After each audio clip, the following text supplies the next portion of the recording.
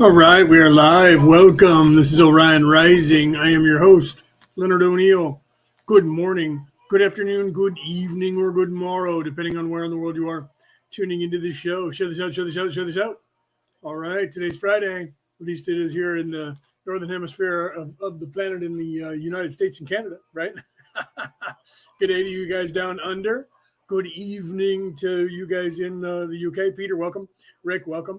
Share this out, share this out. Get everybody in here. Tag them. Where is everybody? Get them in here. All right, let me take off this overlay here. I forgot to do that, right? Talking in the background at the same time as trying to share this out to everybody on the planet. So please share this out. Like I said, share this out. Get some people in here. Tag them. Where are they, man? If you're in the audience, say hello. Otherwise, I don't see you. We are live on Twitter. We're live on YouTube, and we're live on Facebook. So does it? Okay, so that means it must have defaulted. So let me check that. Thank you for that. It was earlier when I checked that it was fine, but then for some reason it looks like it changed. Wait a minute. Let me go to the audio here. Let me double check. It looks like it's on. It's not on the webcam. So I'm not quite sure why it is doing that. Let me default it over here. No, that's going to go to the webcam as well. Yeah, it says that it's not. It says it's coming in good, but it's not. Let me change it to the webcam and you'll see the difference. Right, so there's the webcam. Tell me if that's any better, because usually it's the other way around. So is that one better, or does that seem farther away? Let me know and I'll change it back if it's not that good. Rick says it sounds distant. So what does it sound like now? Now it's actually clicked onto the webcam instead of right here. It is truly. It's about my arm is extended fully. Here's the camera, and the camera is way up here, another foot or two away from the computer, right?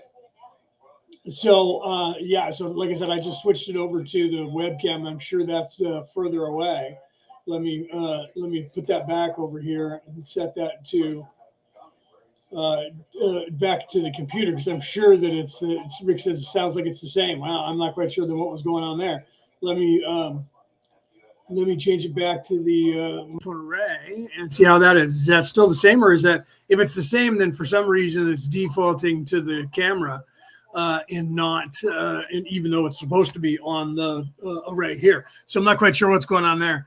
I apologize if that's the case, and it's both going distant.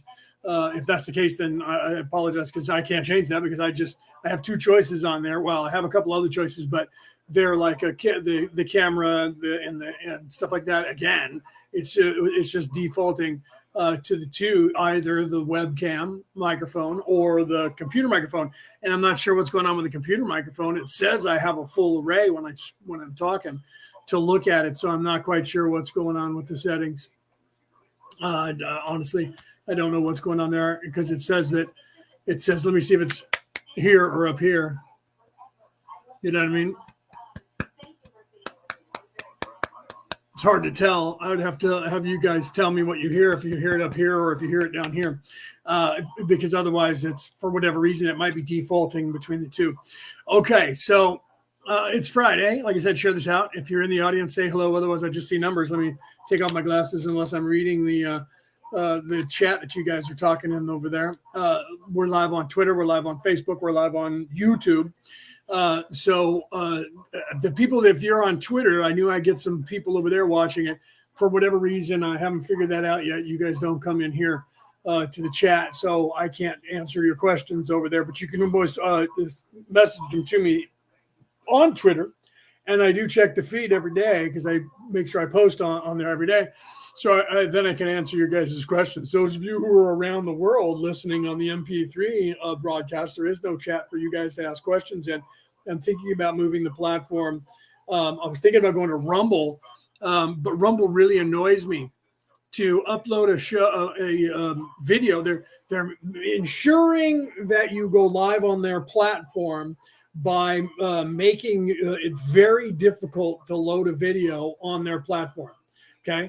I can load a video on any platform, a 3-hour show. It can take me up to maybe 20 minutes on YouTube, and that's only because after you upload it, it takes a while for another 10 or 15 minutes for it to buff before it goes live on your page.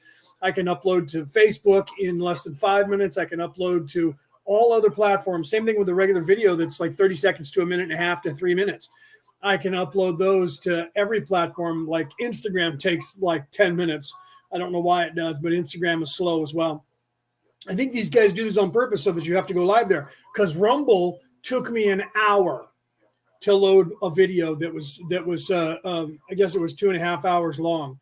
It took an entire hour before that video would load. And even then, you have to do all this other, you have to jump through all these other hoops and sign a contract and say that you don't have, that it could be live on other places as well. And you got to pick all that, and then you got to wait for it to load. And then once it loads and you say, yeah, add it to my stream, load it, then it takes another 30 minutes for it to do that before it has to buff again. And then you again have to say the same thing you said before. And so it literally takes over an hour to load one video. So now I see why when people go live there, because when you go live there, it's automatically saved and you don't have to load it. So there's literally, and it's never changed. The reason I didn't go to Rumble 7 years ago, when Rumble was first starting to be on, everybody's mind because of all the censorship, the same thing occurred then. So they have not upgraded the technology in 7 years to upload a video to their platform at all. It takes the exact same amount of time, which means they're not on purpose, because they want you to go live on the platform and share to other places. Well, I'm not paying them, so I'm not doing that, right? So I haven't been completely banned off the air on everywhere else yet, so that I have no motivation to go on Rumble. So I'm throwing rocks at them because they're crap, and they're doing it on purpose, because they're not wanting to have anyone upload videos, and they're making it more difficult than anyone else to upload videos, because they want you to go live and pay them money. So I give the finger to Rumble.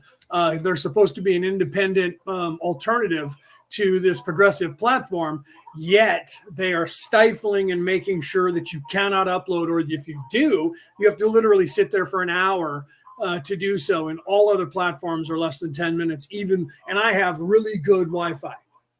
Okay. I pay for the second best Wi-Fi you can pay for in the United States. Second fastest Wi-Fi you can get. And it takes me an hour to upload a video to Rumble. And it takes me 10 minutes to frickin' Facebook. It takes me 10 minutes to frickin' YouTube. The same thing with a minute and a half video took more than 30 minutes. For a minute and a half, I get annoyed when Instagram for a 3-minute video takes like 15 minutes. I'm like, are you kidding me? Stop posting on your platform. You're crap. Because of that. I don't get a lot of clicks on there anyway. Okay.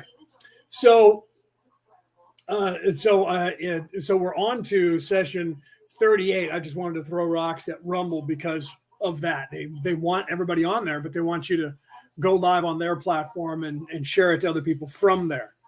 That's annoying. That's just completely annoying. Hopefully StreamYard or Zoom will start acting like these other platforms and allow people to upload stuff onto their platform. I can see StreamYard, because the guys that own it are younger. I can see them moving into that kind of platform because they seem to be evolving. But, Rumble hasn't changed in 7 years. That's got to tell you something, that their technology hasn't changed in 7 years.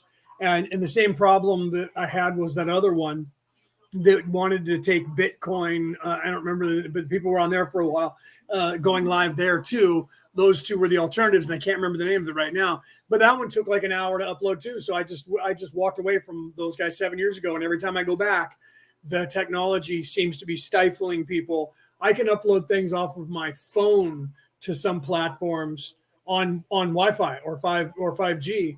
And I can't upload things when I'm on Wi-Fi or plugged in directly, plugged in to the second fastest Wi-Fi you can get as a civilian in the Northern Hemisphere. And it takes over an hour to upload a freaking video. That's just useless. Absolutely useless. And the fact that they haven't changed that technology in 7 years should say something to all the patrons that are on Rumble. They're relying on everybody running over there because they get banned off of all other places, and they're not incentivizing anyone to go there unless you're going live there, right? And then, of course, they want you to pay them money. So Yeah, so Rumble, until I have no other recourse, I will not be going to Rumble. So if you go there, you'll see a video I just posted, but I won't be posting. I thought about posting my shorter videos that I've chopped up and put, and then I went, no.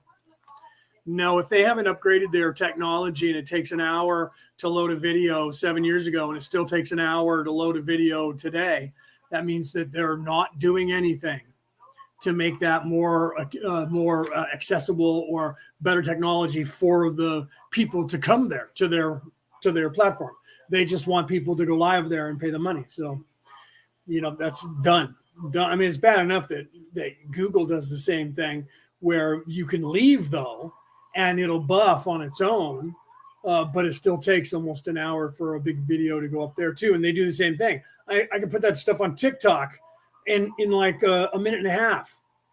And that's just a platform where most people just are watching a 30-second clip, right? And I can get stuff on there faster than I can these other platforms. The same size shit anyway.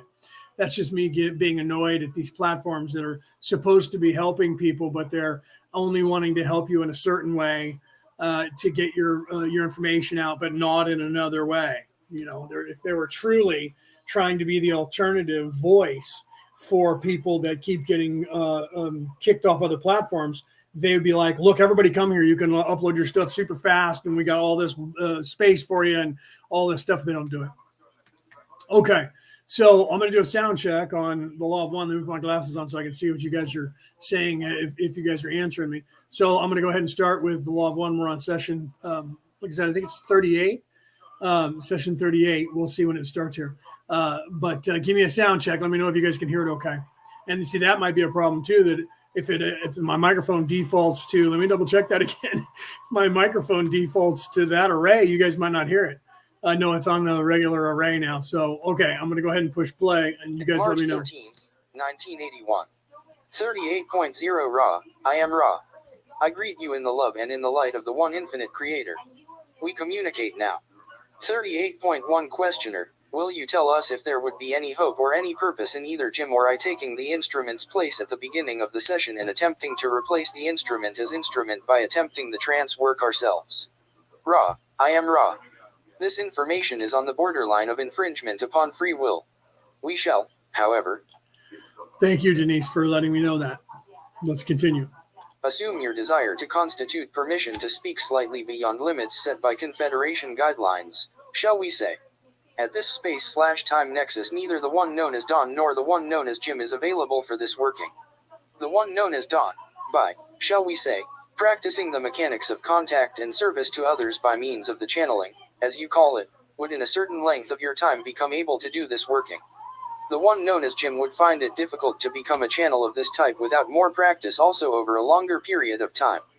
Then we should have to experiment with the harmonics developed by this practice. This is true in both cases. 38.2 Questioner. Right. That's channeling is not an easy thing, especially if you're trying to channel someone else to speak through you. That's rough. That's rough on you. It's rough on the body. It's rough on your energy. I just don't recommend it unless you know what you're doing. It's hard enough for me to go literally outside of my, astral project is actually very easy, but when you're actually trying to move over and let someone else talk or talk to you and say those things, that's a lot. It takes a lot out of people. People don't realize that unless they do it.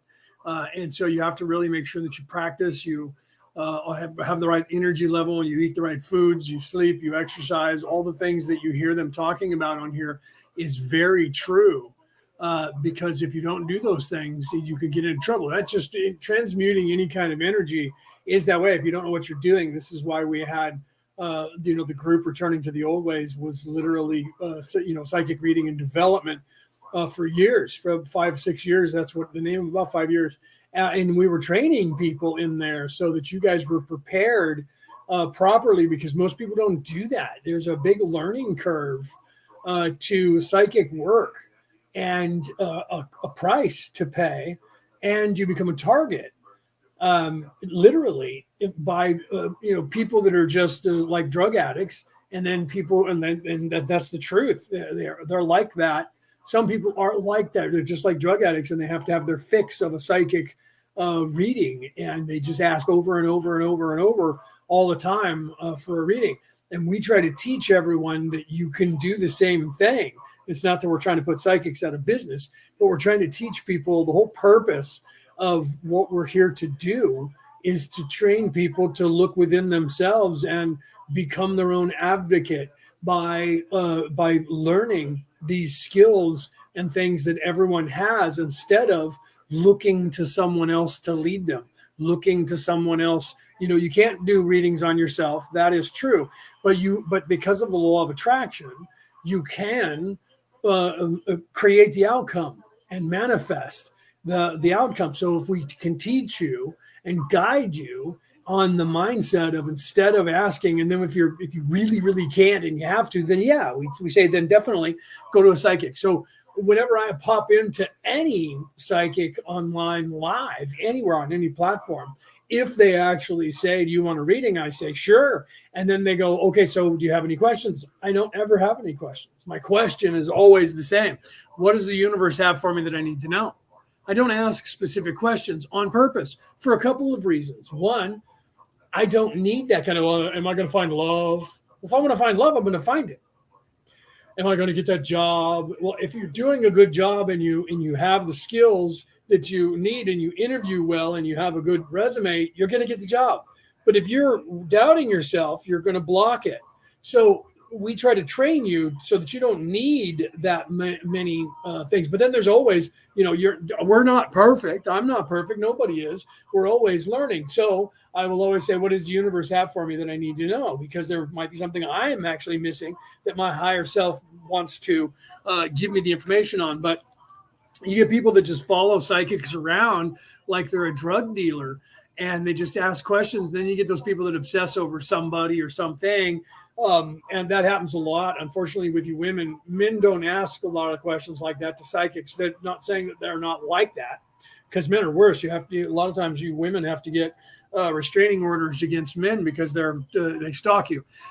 Women do it too, but not nearly as much as men. Let's be serious.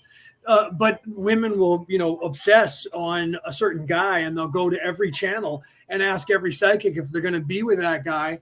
And they want the answer to be yes. And they keep going from psychic to psychic, and they get mad at the psychics if the psychics say, no, you're not going to be with that guy, because they don't want that answer. They want the answer of yes, and they're obsessing on that. And that's the reason why the guy doesn't want everything to do with them, because they are too obsessive that way, right? So the even like card reading and things like that. I think Cody just talked about that, right? She says, I do card readings, and you know exactly what I'm talking about. She says, I know it. And you also know what to ask people, or what people are wanting to know.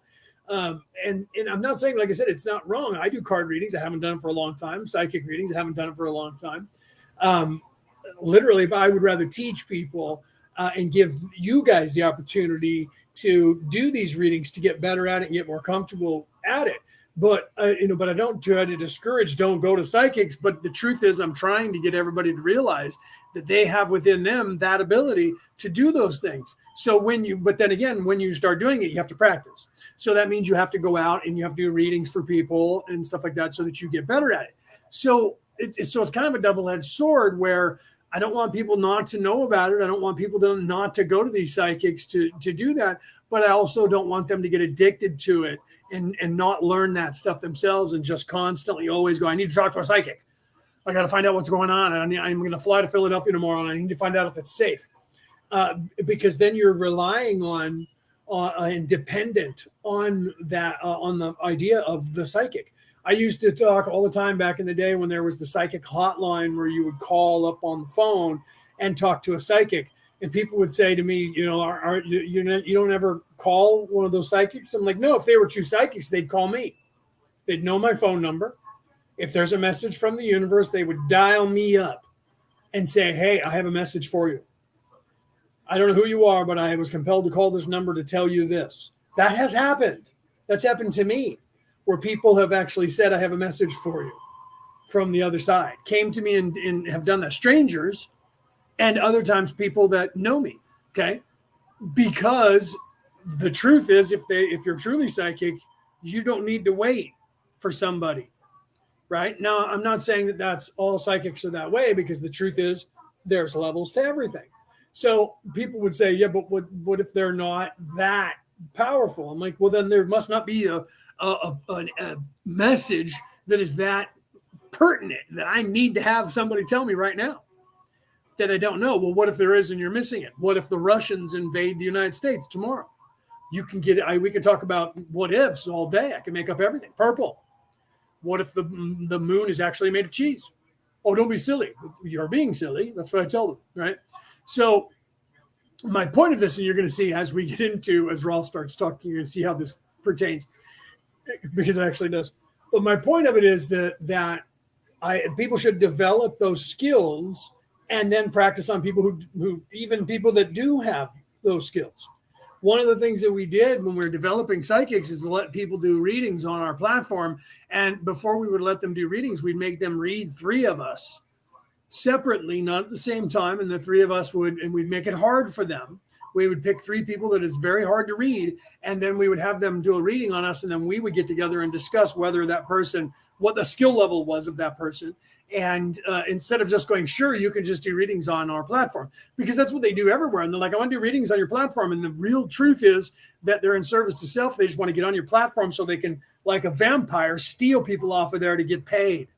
And they're looking for customers. And people know that if you go to psychic platforms, everyone who's going there wants to have a reading. So you go to all the psychic platforms and steal as many people off the platform as you can to get them to pay you. And that's what most people do on every platform, is they're just there to harvest people, to steal them, to get paid. And they don't. And so we would vet them to find out what their intentions were. And then we would watch them. And if they do that and they say, oh, message me in private, as soon as they start saying that, we're like, what are you saying that you don't want to be have on air? Why are you having them message you in private? Because they're asking for money. So then we would tell people, I want you to go in and start talking to that psychic and see if they start asking you for money, right? The purpose of what we were doing on our platform was not to charge money so that people could use their skills and better their skills and learn a skill. But even people that were on there that were moderators and they were like, well, I want to start charging money. Well, do that. Just don't do it on this platform. Start your own platform. Go live like everyone else does and start charging money. This platform isn't for that. So, of course, everybody left because they all wanted to, now that I have a skill, I want to get paid for it. And I'm like, okay, then go and do that. But don't start doing it here and don't start, you can, and then they would, steal people away and get them to pay for it. Okay, you got to get paid. I get that. I'm not saying that you shouldn't at all, because we have to get paid and we have to trade. We can't do all this for free all the time. It's why I stopped doing readings. I stopped doing readings because of that exact thing, because I was like, look, if I'm going to really do readings, I'm going to get paid for it. I agree with you guys 100%. You should. You're using your skills and abilities to talk to the other side for people. There should be a trade. And if these people are doing nothing and they're just coming to you and they expect you to just give it to them for free, and they're like, well, everything should be free. I love those people, right? Everything should be free. I agree with you. Everything should be free, but it's not. Okay.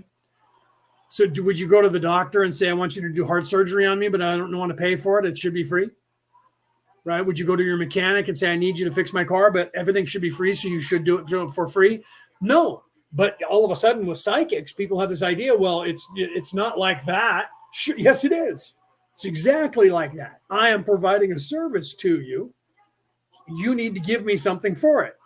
Otherwise, why would I do it? Why would I waste my time and waste my energy to talk to the other side for you for something that you want when you're not willing to compensate me for doing it? Oh, well, I'll go somewhere else. You do that, right? I mean, you have to do that, because then they're going to go and they're never going to get they're only going to get novices doing readings on them. It's rare that people do actual readings for free for any length of time. Usually they're doing that because they're trying to drum up business anyways. Okay. So, right. Yeah. Peter, you never charge, right? Peter says, I'm a big true psychic and I never charge. When I read someone, a message becomes the spirit, and you should charge because it is the divine message, and you're right. But yeah, see, Peter is like me. He doesn't charge, but he knows that he should. So he doesn't do readings daily all the time because of it. What he does is he does profit readings. He literally talks about the politicians and heads of state and governments and things like that, and what's going on in the world. And like he predicted, the queen, when she was going to die, her consort husband, when he was going to die, and he's even talking now about the change of power from the king. And this is prophecy. I know this. He might be the king who only rules for a short time because of health reasons. Peter's already talking about that. And when Peter said that, I was like, yeah, I remember reading that in prophecy, but didn't think it was this king. But hey, it's seemingly this king, just like Peter was saying, that there's going to be a change of power. There's already two of them, the king and the prince's wife, whose name I can't remember right now. I can see her face, but I can't think of her name. The Duchess of something. and she's not healthy either. Both of them are having health issues right now currently, and they're not able to do their jobs, right? So Peter does that, and I used to do that too. When 9/11 was about to happen, I was like, you guys need to be careful.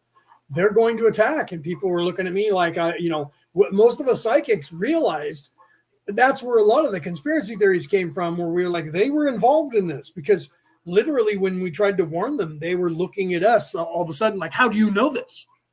And then they were like, you must be the person who's doing it. No, I'm trying to warn you guys that there are people that are doing it. But the problem was that when you know too much, they try to shut you up as fast as possible. So whenever they tried to shut people up, I stopped trying to warn anybody in the world that are governments about anything. I just don't.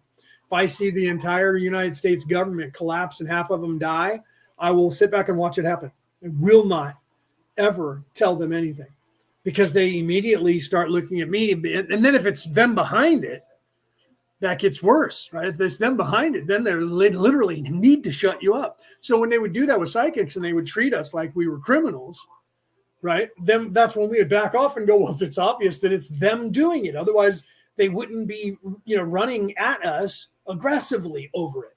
They'd be going, how do you know that? And just, you have to ask questions. I'm a psychic. And then they go, they roll their eyes. Okay. Don't believe me. Right. And you have a choice now. And that's what happened. I mean, there was literally a guy who had physical, not even a psychic, who was a pilot trainer. And these guys, who turned out to be the guys that were terrorists that hijacked all the planes, came to him in Arizona. I think it was Arizona or New Mexico, and wanted to learn how to fly these specific planes that they were going to hijack. And he said, okay, so then, next week we're going to start with teaching you how to land. And one of the guys said, I don't need to know how to land. I just need to know how to fly it. So he went to the FBI and said, I'm concerned.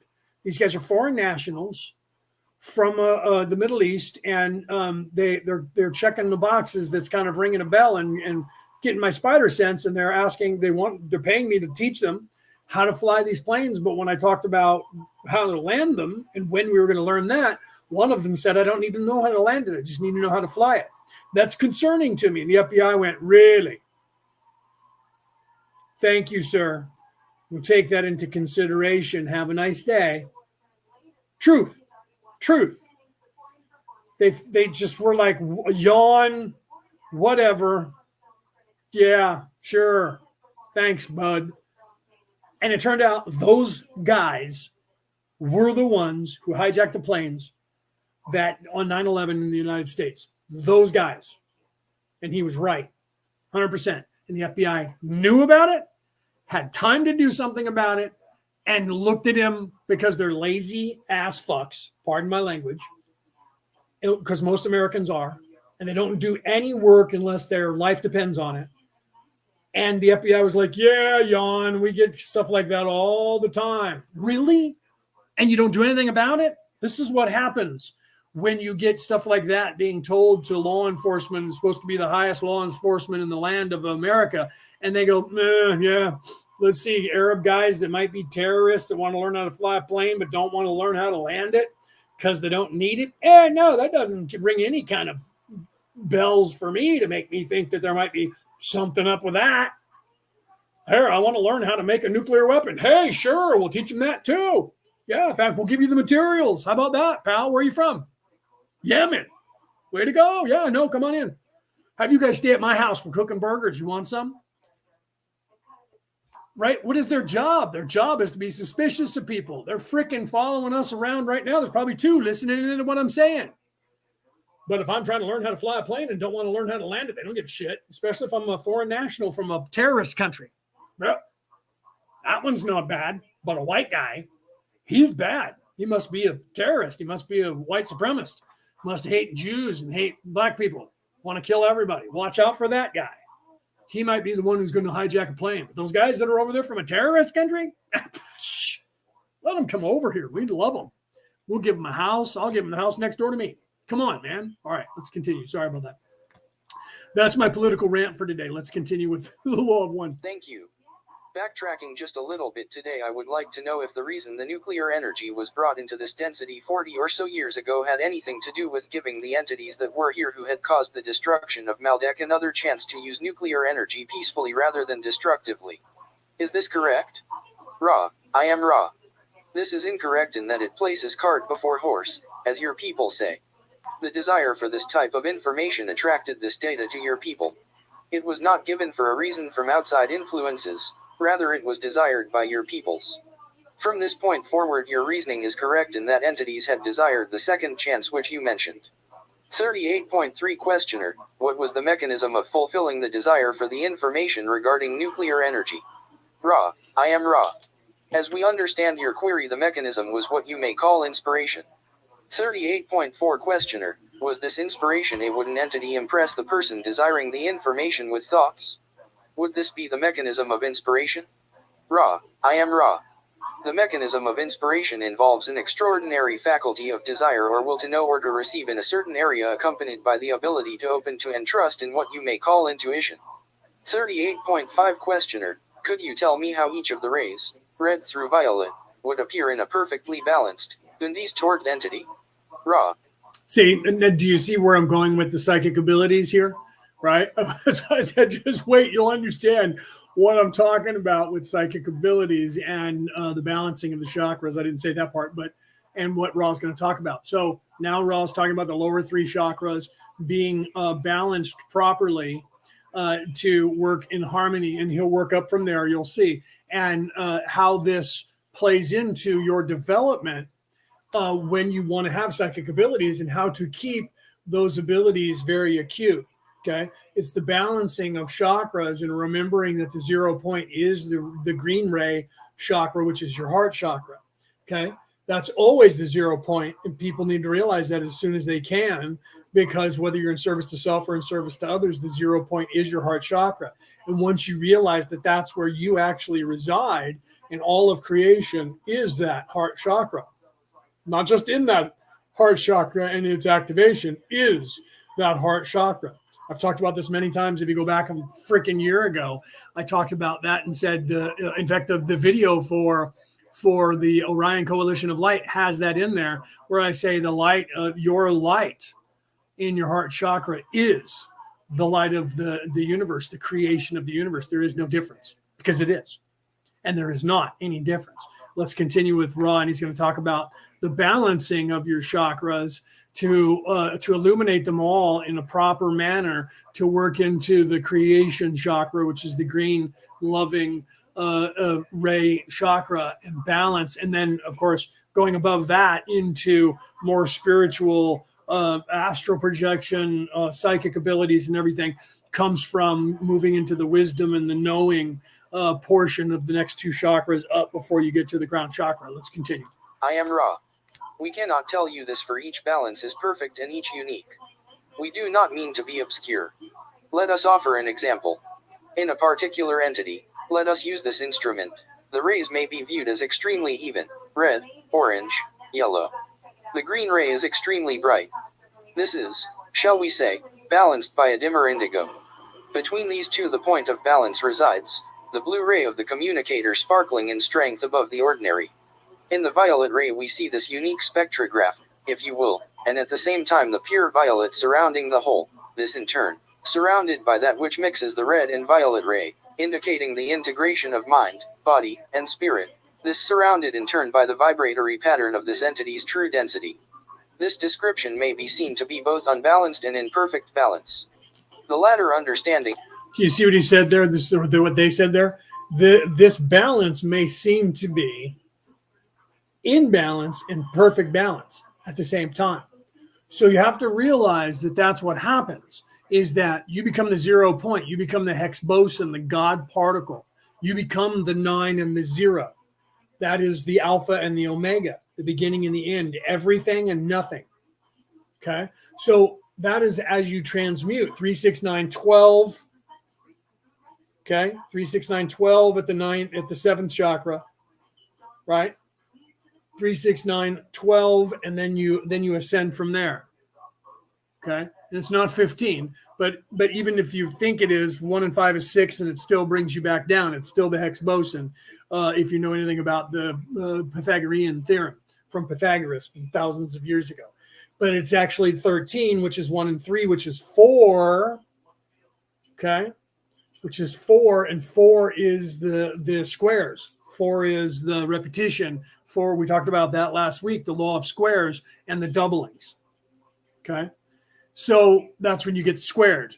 The square root of what is 2 squared? What is 100 squared? What is the square root of 100?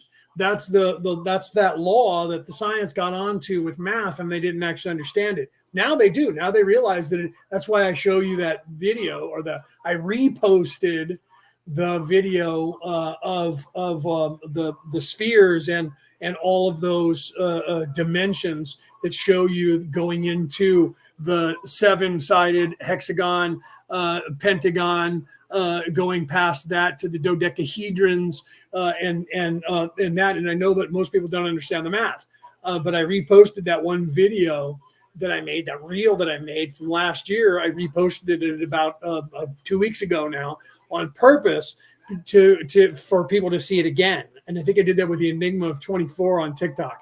I reposted that as well. So the math I reposted for visual effects. And now, because of Universal didn't sign a contract with TikTok, with I forgot the parent company name of TikTok, the Chinese Communist Party. Because they didn't sign a contract with them, I lost the audio on. I was up to 20 of my reels that I lost all the audio on, because TikTok no longer has the rights to play it. So I think they're still live on other platforms like Instagram and YouTube, because they paid United. But if you go on TikTok, you'll see that all of a sudden, because I had 0 reels that I used music on that were muted until yesterday. Till yesterday. What is today? Today the 2nd? Yeah, till the 1st.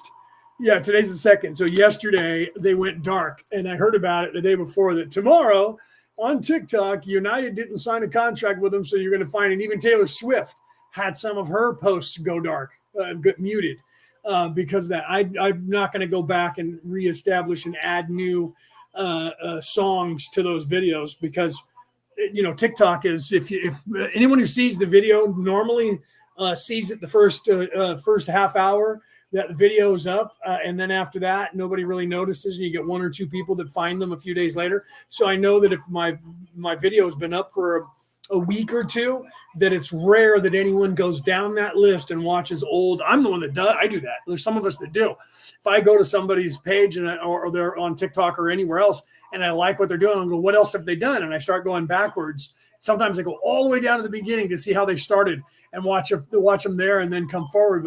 But I do that, and then not everybody does that. They'll just watch what you post in the now, and maybe go back 3 or 4.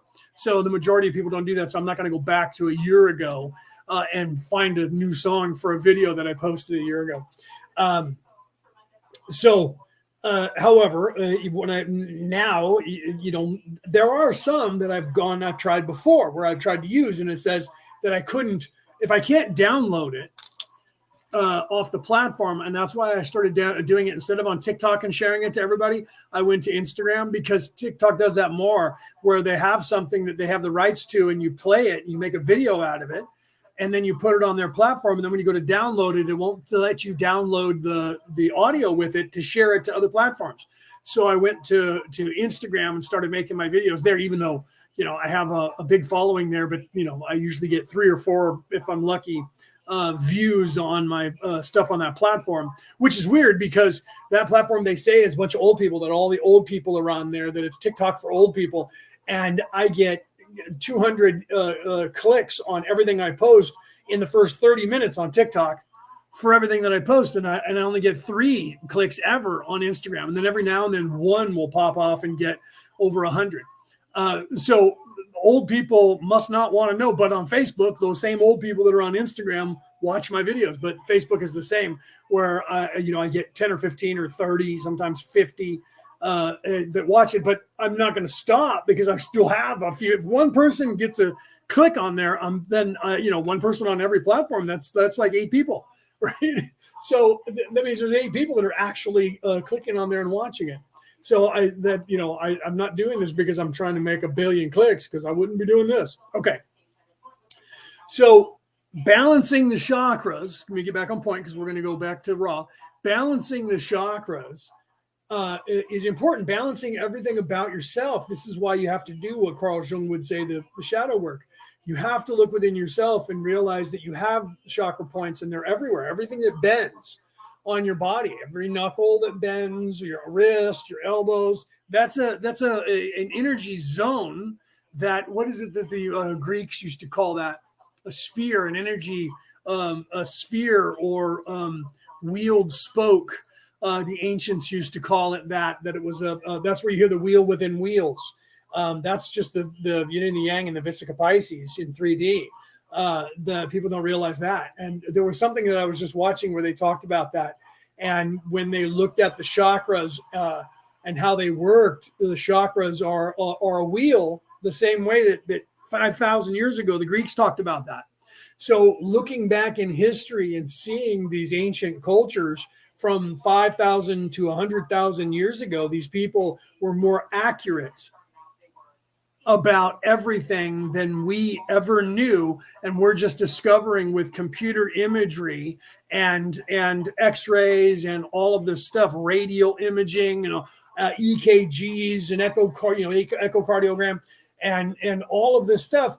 We're going, and we have all of this, and we know this. And then when you look at the ancient Greeks, the ancient Egyptians, the ancient Romans from 5,000 years ago, they knew that stuff then. And we know that they did.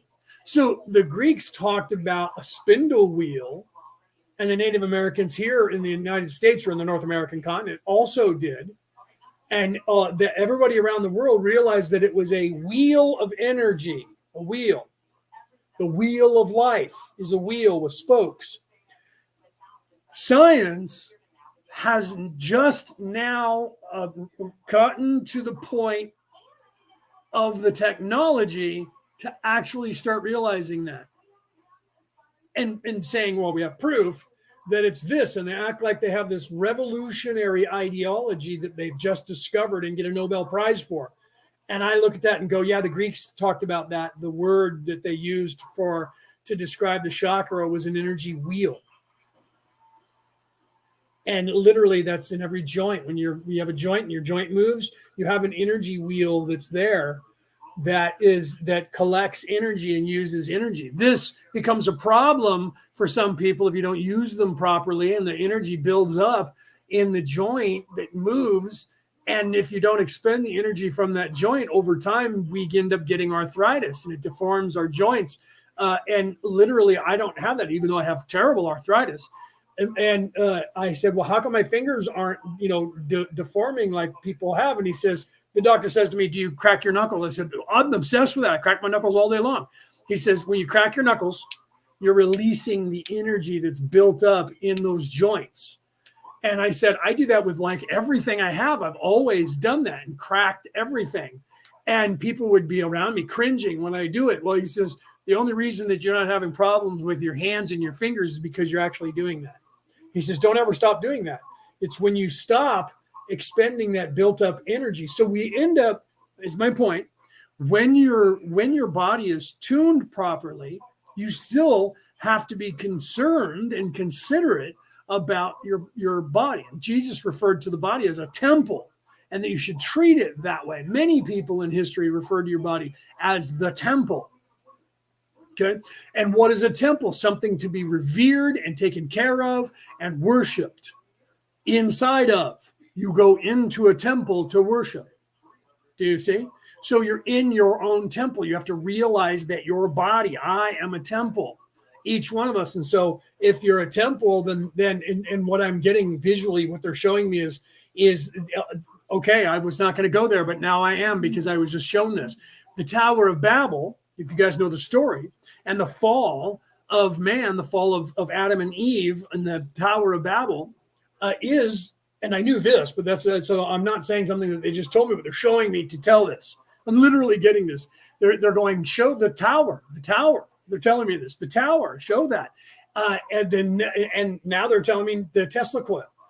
I don't know if you guys know what the Tesla coil is, but the Tesla coil is a physical representation of the chakras illuminating to the crown chakra. And when it's balanced properly, the harmoniousness that he balanced with nature, the planet, the stars, nature, that Tesla coil becomes active and gives off a shit ton of energy. You are a Tesla coil. Your chakras and balancing that are a Tesla coil that you control. And the 0 point is the heart. So the illumination of all the energy to that Tesla coil, just like the Tesla coil, only the Tesla coil has that removed to the top where most of the energy goes there and the energy comes out from that. But the only way it works is it has to be grounded and it has to be balanced properly and the energy has to be channeled properly.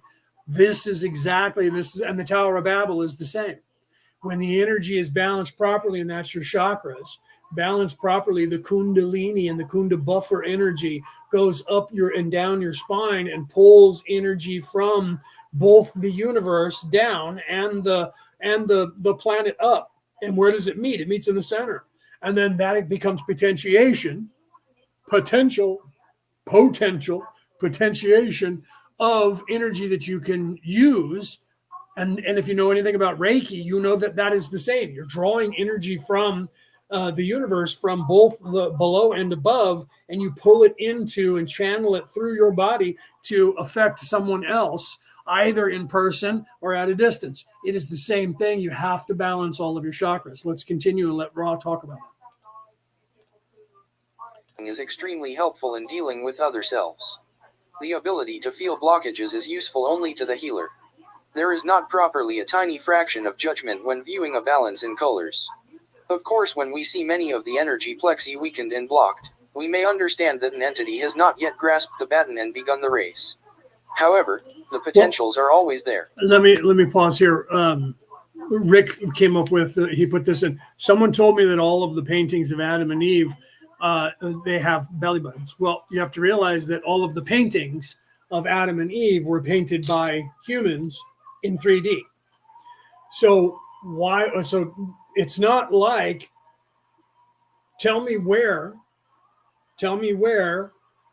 in any Bible that there's a description of Adam and Eve and talk of either having or not having a belly button.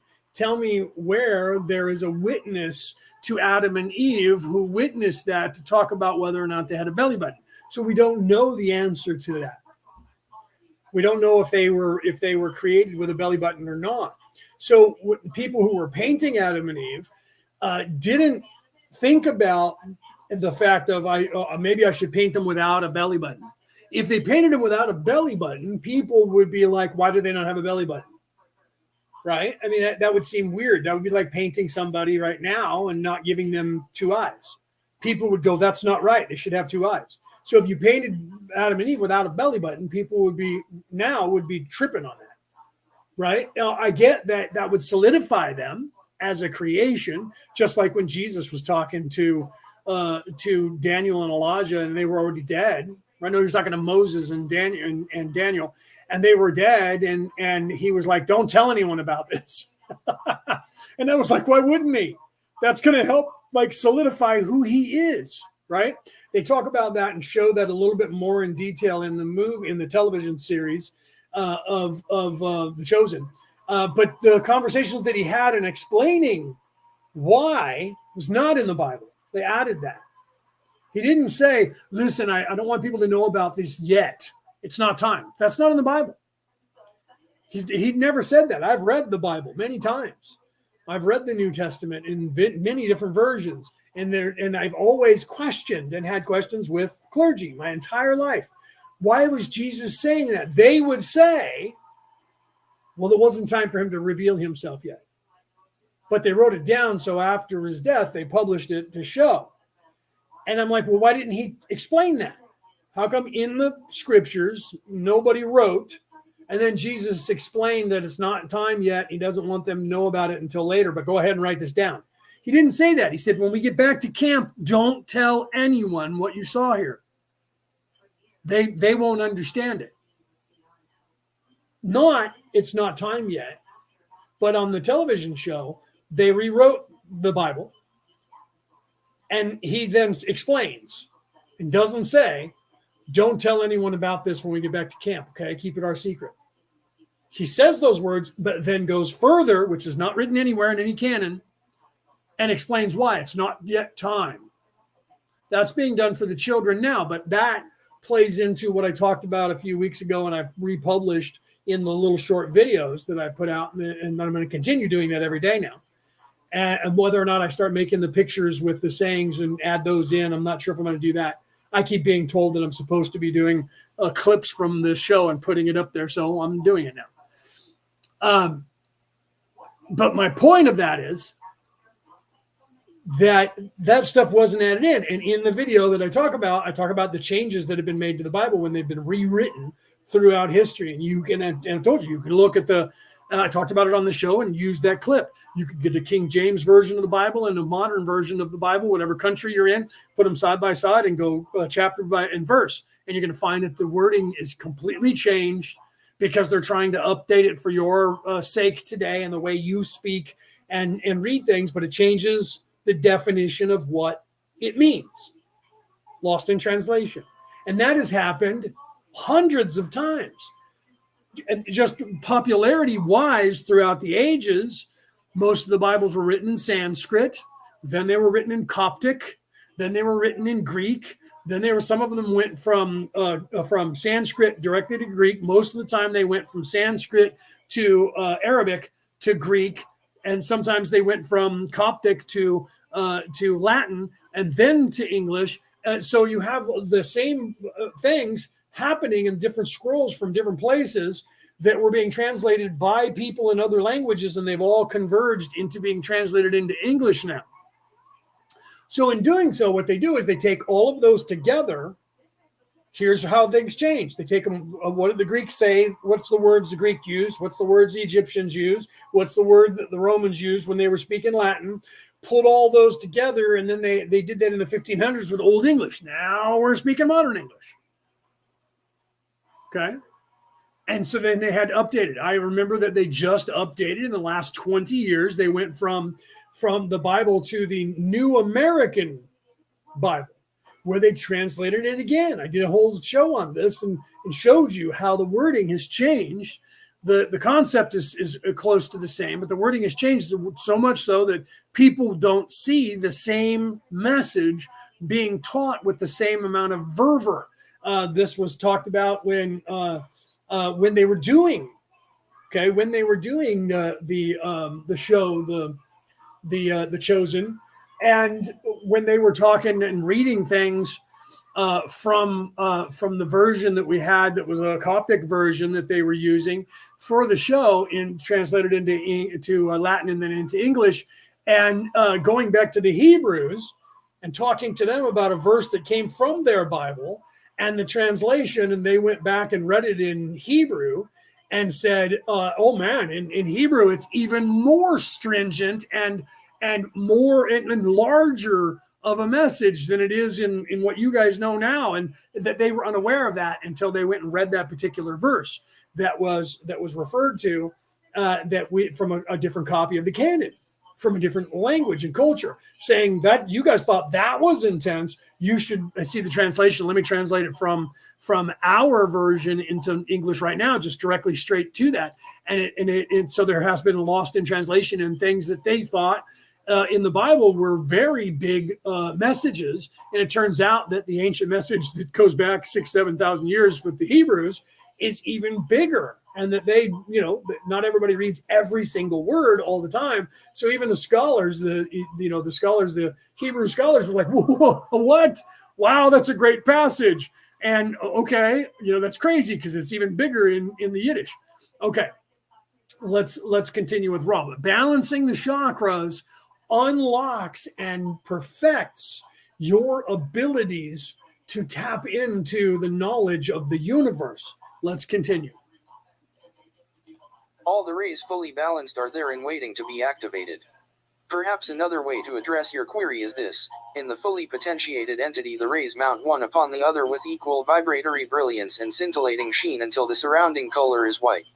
This is what you may call potentiated balance in third density. 38.6 Questioner: is it possible for a third density planet to form a social memory complex which operates in third density? Ra, I am Ra. It is possible only in the latter or seventh portion of such a density when entities are harmoniously readying for graduation. 38.7 Questioner: could you give me an example of a planet of this nature, both a third density service to others type and a third density self-service type at this level of attainment conditions? Ra, I am Ra. As far as we are aware, there are no negatively oriented third density social memory complexes. Positively oriented social memory complexes of third density are not unheard of but quite rare. However, an entity from the star Sirius planetary body has approached this planetary body twice.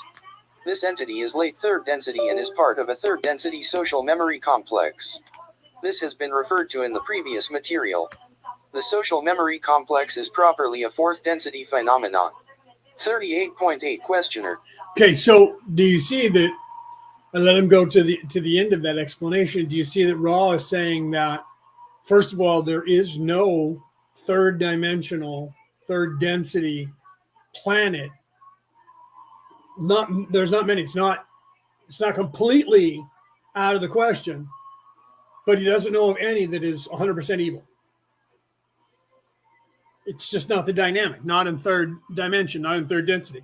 And creating an entire conscious social memory complex in service to others, again, not completely unheard of in the third dimension, but because it's actually a fourth dimensional, fourth density construct, it is only in the seventh density layer of the third density. When people say we're going right into fourth and fifth and sixth, they think that we're going to transmute to a dimension. That's just not it.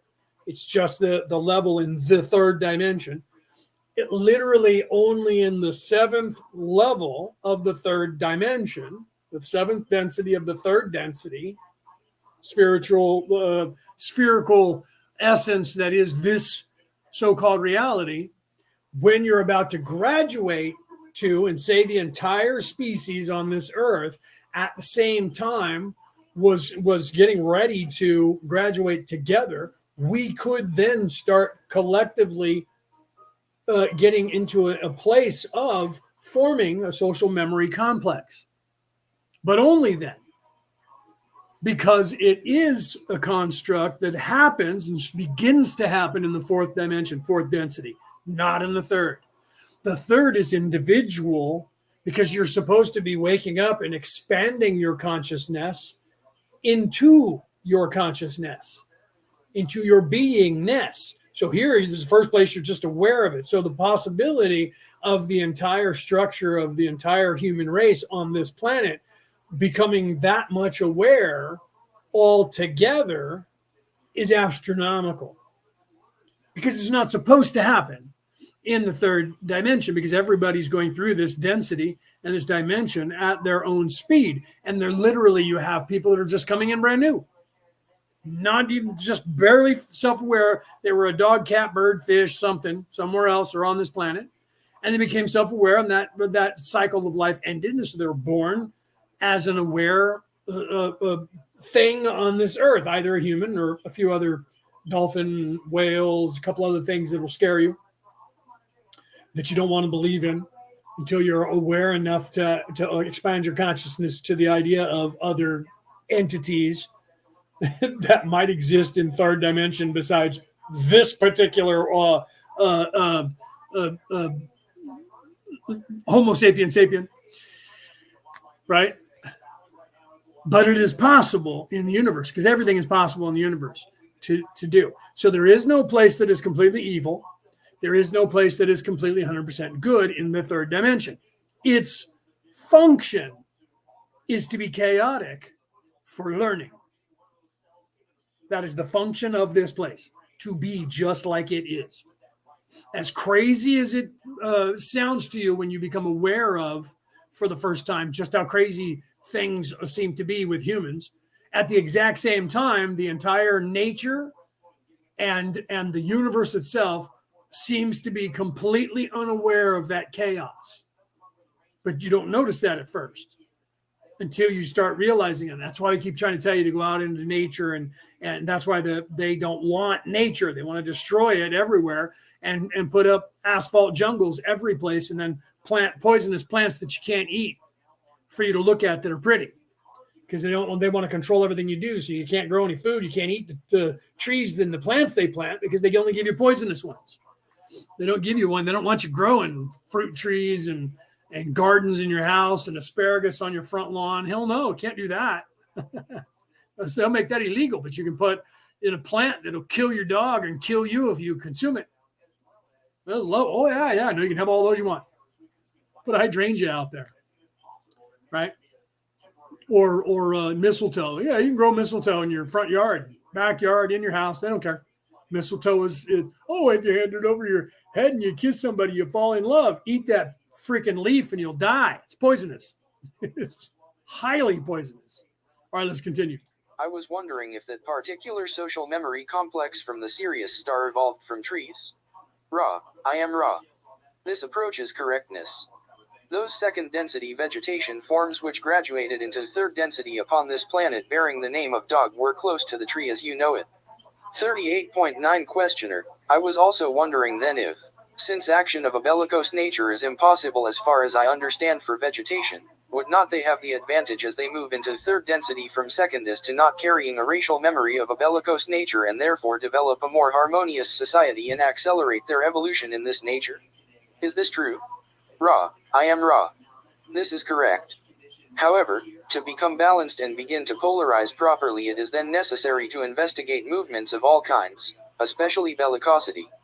38.10 Questioner, I am assuming, then, that their investigations of bellicosity were primarily the type that they extracted from Hickson's memory rather than warfare among themselves. Is this correct? Ra, I am Ra. This is correct. Entities of this heritage would find it nearly impossible to fight. Yes. Cassie said, as dogs, as in Sirius? Yes. As in the dog star? As in Sirius? Yeah, there's, you should look into that and the correlation between everything in the universe is a representation of everything that you're going through, everything that is all of the chakras. That's why some of the ancients realized that, and they started drawing pictures and we call them constellations. If you look at the mythos behind each constellation, it is the representation of what that constellation is representing. And each constellation is representing chakras, archetypes. So you have the dog star, and what is a dog? What a dog is grounding. It's an animal that it represents the earth. That is very in tune with the earth and grounding. So that's the red ray chakra. When you look at like the hunter, Orion being the warrior, the hunter, drawn a lot with a bow and arrow. That's wisdom. That is wisdom. You have to have wisdom to have the skill and the cunning. You have to be aware and thinking to be a hunter. So even when he has just the club in his hand, it is still the thinking, the wisdom that represents the blue ray, the indigo ray. So literally the star constellations from all of these ancients, the Egyptians, the Greeks, going back as far as we know in history, they weren't just like, that's Cassiopeia. What does Cassiopeia mean? And so if you look up the goddess Cassiopeia, and see what that represents, you'll find that it coincides with a archetype and archetypes of the human condition coincide with chakras and the energies of those chakras. Wisdom chakras, knowing, mental acuities, expansion of consciousness. With the violet ray, you're going to find that all of that has to do with that. So the reference here, I'm glad that you brought that up, Cassie, because the reference here is not fully explained, but he might get into it, but I don't believe he fully explains it, that literally as without, so within, as above, so below. Okay. So everything that you see in the physical, including space, time, the land, all of that is a representation. The trees are a representation of the tree of life, of Yggdrasil, of the tree of life. The tree, most of the tree is equally as big under the ground, in the ground, as what you see out here. And the expansion of the head of the tree up into the air, where all of the leaves grow and then disappear, is the third eye. It is your hippocampus. It is your brain. It is your tree of life. And the stalk is the body, like us. And the roots that are going down is the connection to the earth, and the energies of the universe flow through all of that. That is a representation of the same thing that we are. That's why I did that in my reel, where I start the reel with showing you the human body and its electrical system and all of the organs, and then showing you the tree of life, and then showing you the tree of life from the Asians and from the Vikings, and the song "Life is Life" playing. Right? Showing you that life is life. Life is live. Okay? So that's why I did that with that song. So literally everything that you see in the physical, and everything, every strife that's happening, that is playing out around the world with the governments and the wars and them trying to take over and take control, that is the struggle that is manifesting in the physical, that the entire species is currently going through. And some say, well, they're only going through it because it's manifesting. No, that's the law of averages and the law of attraction. It is manifesting because that is what the people are going through. We are the creators. It goes to us. As above, so below. What you sow on earth, I shall too sow in heaven. What you reap on earth, I shall too reap in heaven. It is because of us that this is happening. So when you look at astrology is not just something that some dude drew lines to say, hey, I see these stars and they seem to be in this order, so we'll make up something that's what most people think is what they're doing. It's an actual representation of something that is a god, a goddess, and those are archetypes, chakra points, and things that they would understand and could teach to their children. So they would say, that represents Cassiopeia, and she is a goddess. The children get that. Just like saying Santa Claus, explaining the Christos, the Christ oil.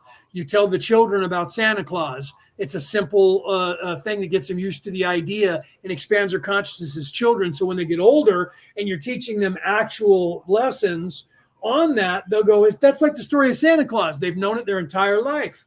They're used to it. They understand it, and it makes it easier for them to understand as adults when the knowledge is being taught to them. As a matter of fact, the stars and all of the astrology is the same. The seasons of the year coincide with the months of the year. Your sun sign is I'm a Virgo. That's September, right? But if you go by the ancient lunar cycle, I'm a Leo. If you look up that chakra, there's how many of those? There's 13. There's that number again. Those are the 13 archetypes, and everybody fits into one of those categories. And because you were born at that particular time, it actually runs your life, and you have traits that coincide and balance to that particular archetype. Okay, and that affects your life and your thinking, the way you act, everything. The stars coincide. There's one for Taurus. There's one for every sun sign. For Virgo, it's up there in the stars. It is a physical representation in the astral to show you it's not just in the physical. So all the stars that are there are created, not only that there's people living on them everywhere, but they're also created in a configuration that is lining up so that people down in these places all over the universe in third dimension will look up and start drawing lines and realize the association between what they're seeing and the representation of the archetype in their reality. Okay, so Siri, getting back to Sirius, the dog star, look that up. What does that represent? I just told you, it represents the red ray. I'm living right next to Lake Shasta and Mount Shasta, which is the red ray chakra of the earth, like 100 miles from me. I'm living right in that zone. So the energy in this place is that red ray base root. Why Sacramento is the one of the, if not the biggest political zone for progressives who are locked into this physical place in the place of I think, therefore I am, and literally in service to self. This place is the capital of the world that is that. And when you go to Australia at Uluru is a completely different place that is, I believe it's the yellow ray. It might be the orange ray. So it is the orange ray. So it's wisdom. So that's why the Aborigines over there are completely way more advanced spiritually than everyone else. And the people in Australia, if they're not locked into their government, which is the same as the one over here in America, just by a different name, being ruled the same way. If you're not locked into that, you'll find that the people in that region are a little more spiritual. People over in Europe are as well. Europeans over in the UK are far more awake and spiritual and minded and more advanced than Americans. Why? Because we have the red ray base root chakra on our land here in California. Over in England, you have the third eye and the indigo ray. So the people over there are far more advanced, but unless they're locked into the third dimension, and they're stuck there. That's an archetype that is represented in the stars. I know that was a long, drawn out thing for me to get to that, but most people aren't aware of it. And so they don't look at everything, encompass astrology with astronomy, with psychic abilities, with the chakras. Most of these cultures in ancient history did. That's why they had that. The same people who knew about astrology was the same guy or woman who knew about astronomy, who knew about history, who knew about mathematics, who knew about philosophy. It was the same person. Now they've separated all that so that astrologers only know astrology, astronomers only know astronomy, mathematicians only know math. Why is that? Because they don't want everybody encompassing all of it. So they say you have to have a doctorate in that and have a degree in that and a piece of paper with a stamp on it and one of our guys signing saying you know what you're talking about and that's all you can talk about because that's your only profession. Do you see? They don't want everybody being like they were before. All of the people in history, Socrates, Aristotle, I'm just talking about Romans there, but you go to the Greeks and everyone, even the Egyptians, they weren't only a mathematician. They weren't only an astrologer. None of them were. That's the modern day.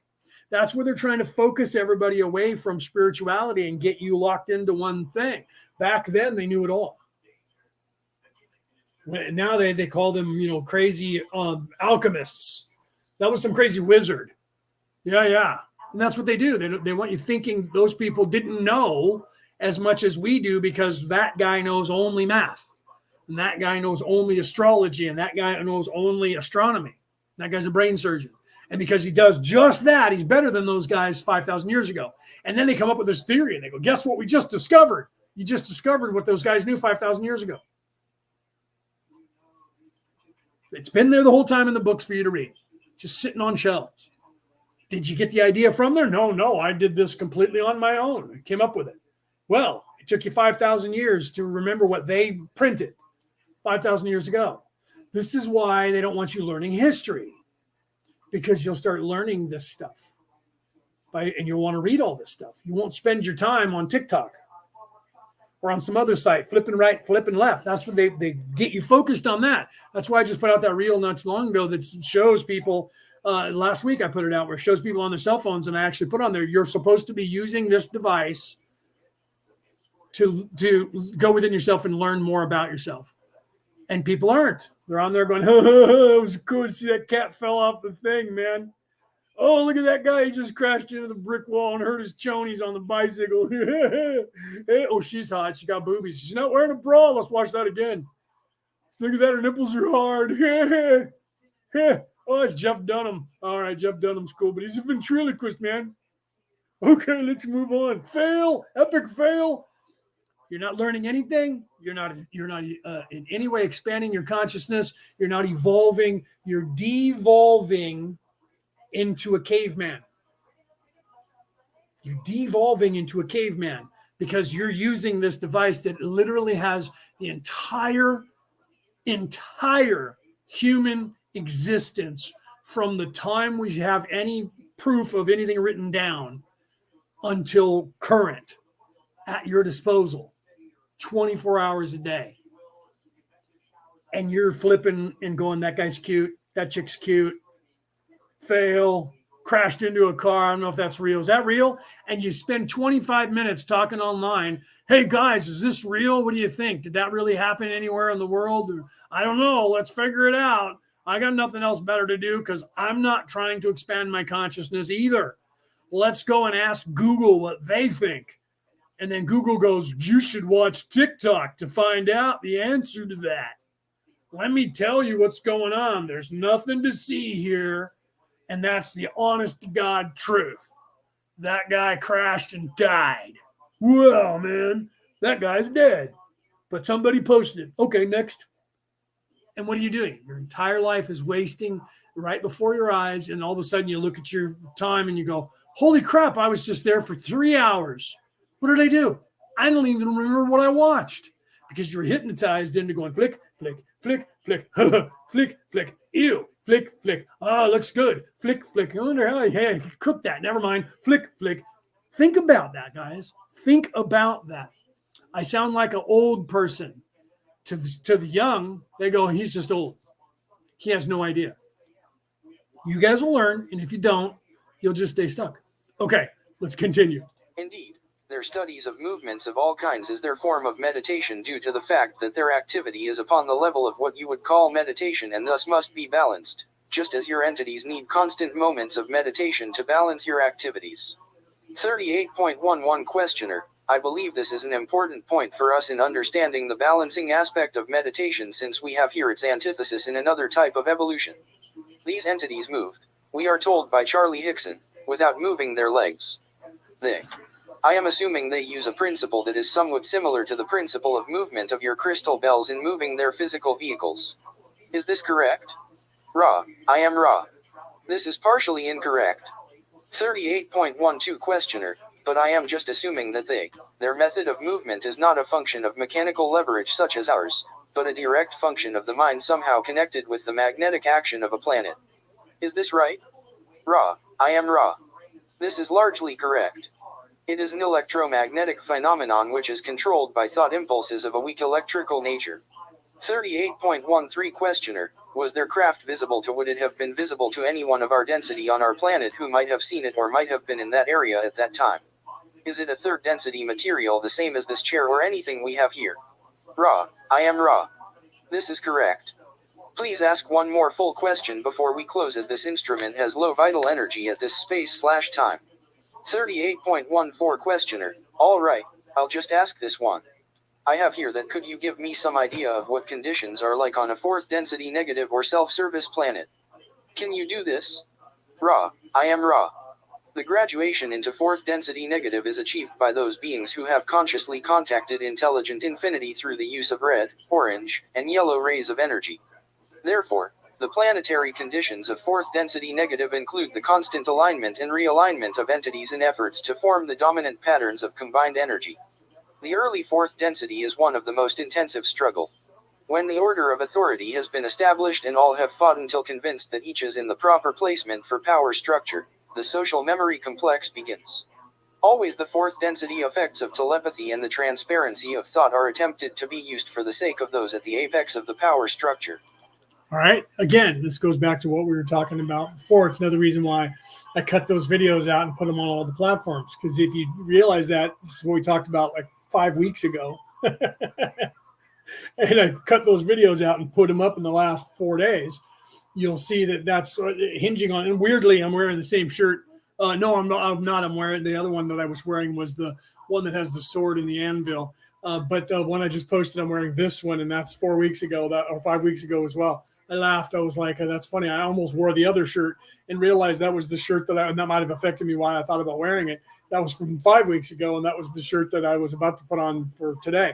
And then I put this one on and realized when I posted the thing today that was from the next episode, which is 72, and we're on 77. So it was 5 weeks ago. I was wearing this same shirt. So, but that's funny because it has to do with what we're talking about. So literally they're talking about, he asked a question about fourth dimension, fourth density dimension, not this place, the reality of the next place that you go to, and the possibility of one being in service to self and how that would function. Literally balancing the bottom three chakras.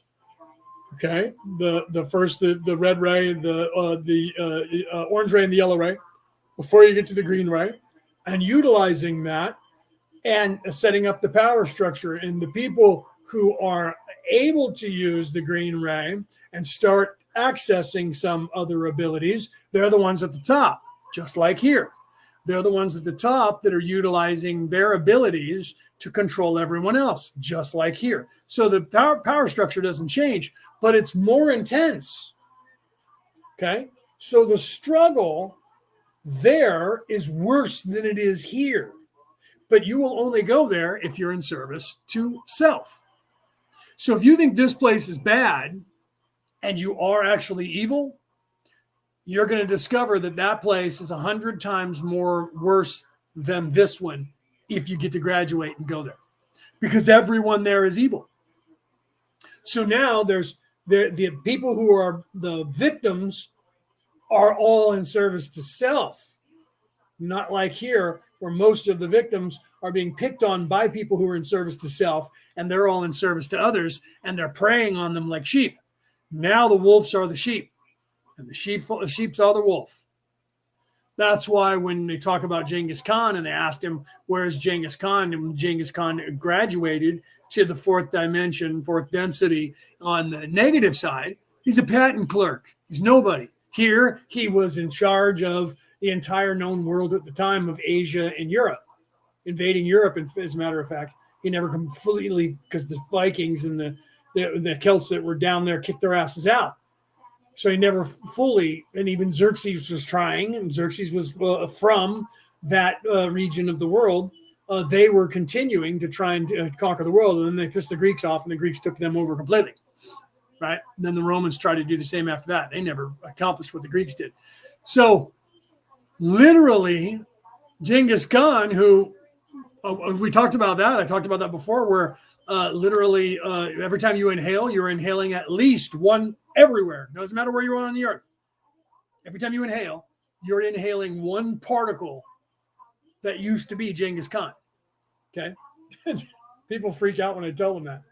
Every time you inhale, you're inhaling at least one particle of that air used to be Genghis Khan. So he was so evil that they say that, like 60% of the population of that region of the world of Asia have his DNA. That's how many women he had sex with and how many children he had hundreds of kids. And they had thousands and thousands and tens of thousands that went on from there. So it's not like everybody is directly, they're directly related to him in DNA, but like 1/32nd, 1/82nd.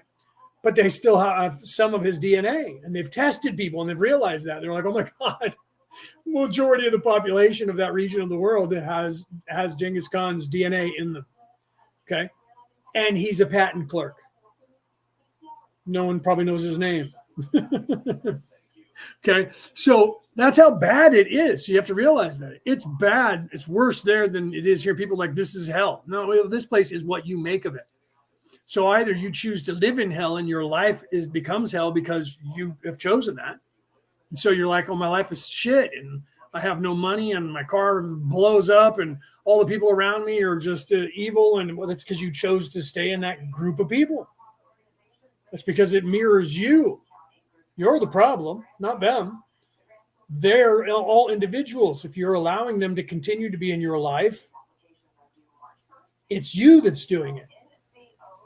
People become afraid because they become dependent on people, and they seek acknowledgement, and they seek either power, control, fame, money, or they're seeking acknowledgement and praise, and they will allow people to treat them badly and their entire life if they think they can get it, because they don't have any self-worth.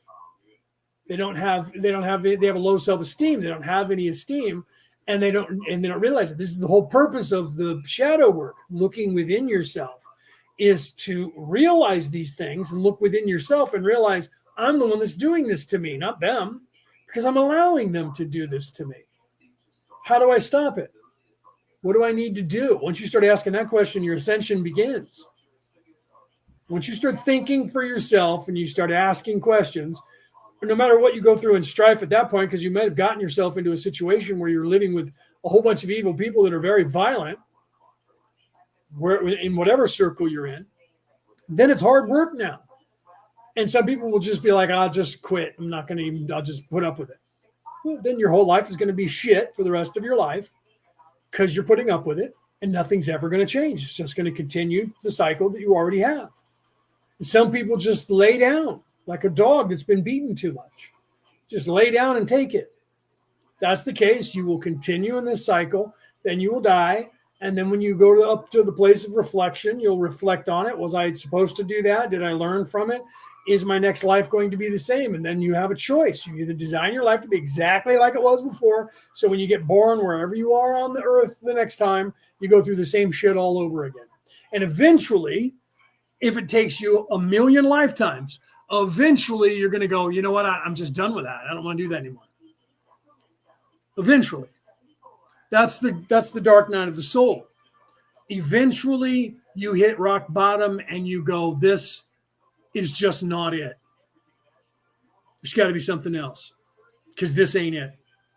I don't like it. I'm tired of it. I don't want it to happen anymore. What the fuck do I have to do to stop this and change it? And all of that, the answer to all of that is you. You. That's it. You, me, us individually. What do I need to do? That's the proper question. What do I need to do? I need to change something about my life. And if these people don't change with me, then I'm going to have to get rid of them in some way. Do I leave or do I make them leave? Most of the time it's easier to go, you guys have it. It's yours. I'm out. Peace. And you leave. But you have to change and then see that there's a problem and then say, I need to take steps. You can't just walk away and be homeless. I mean, you can, but that makes it even more difficult. Then you're just going to end up wandering into a camp that's just like what you had here where you were at.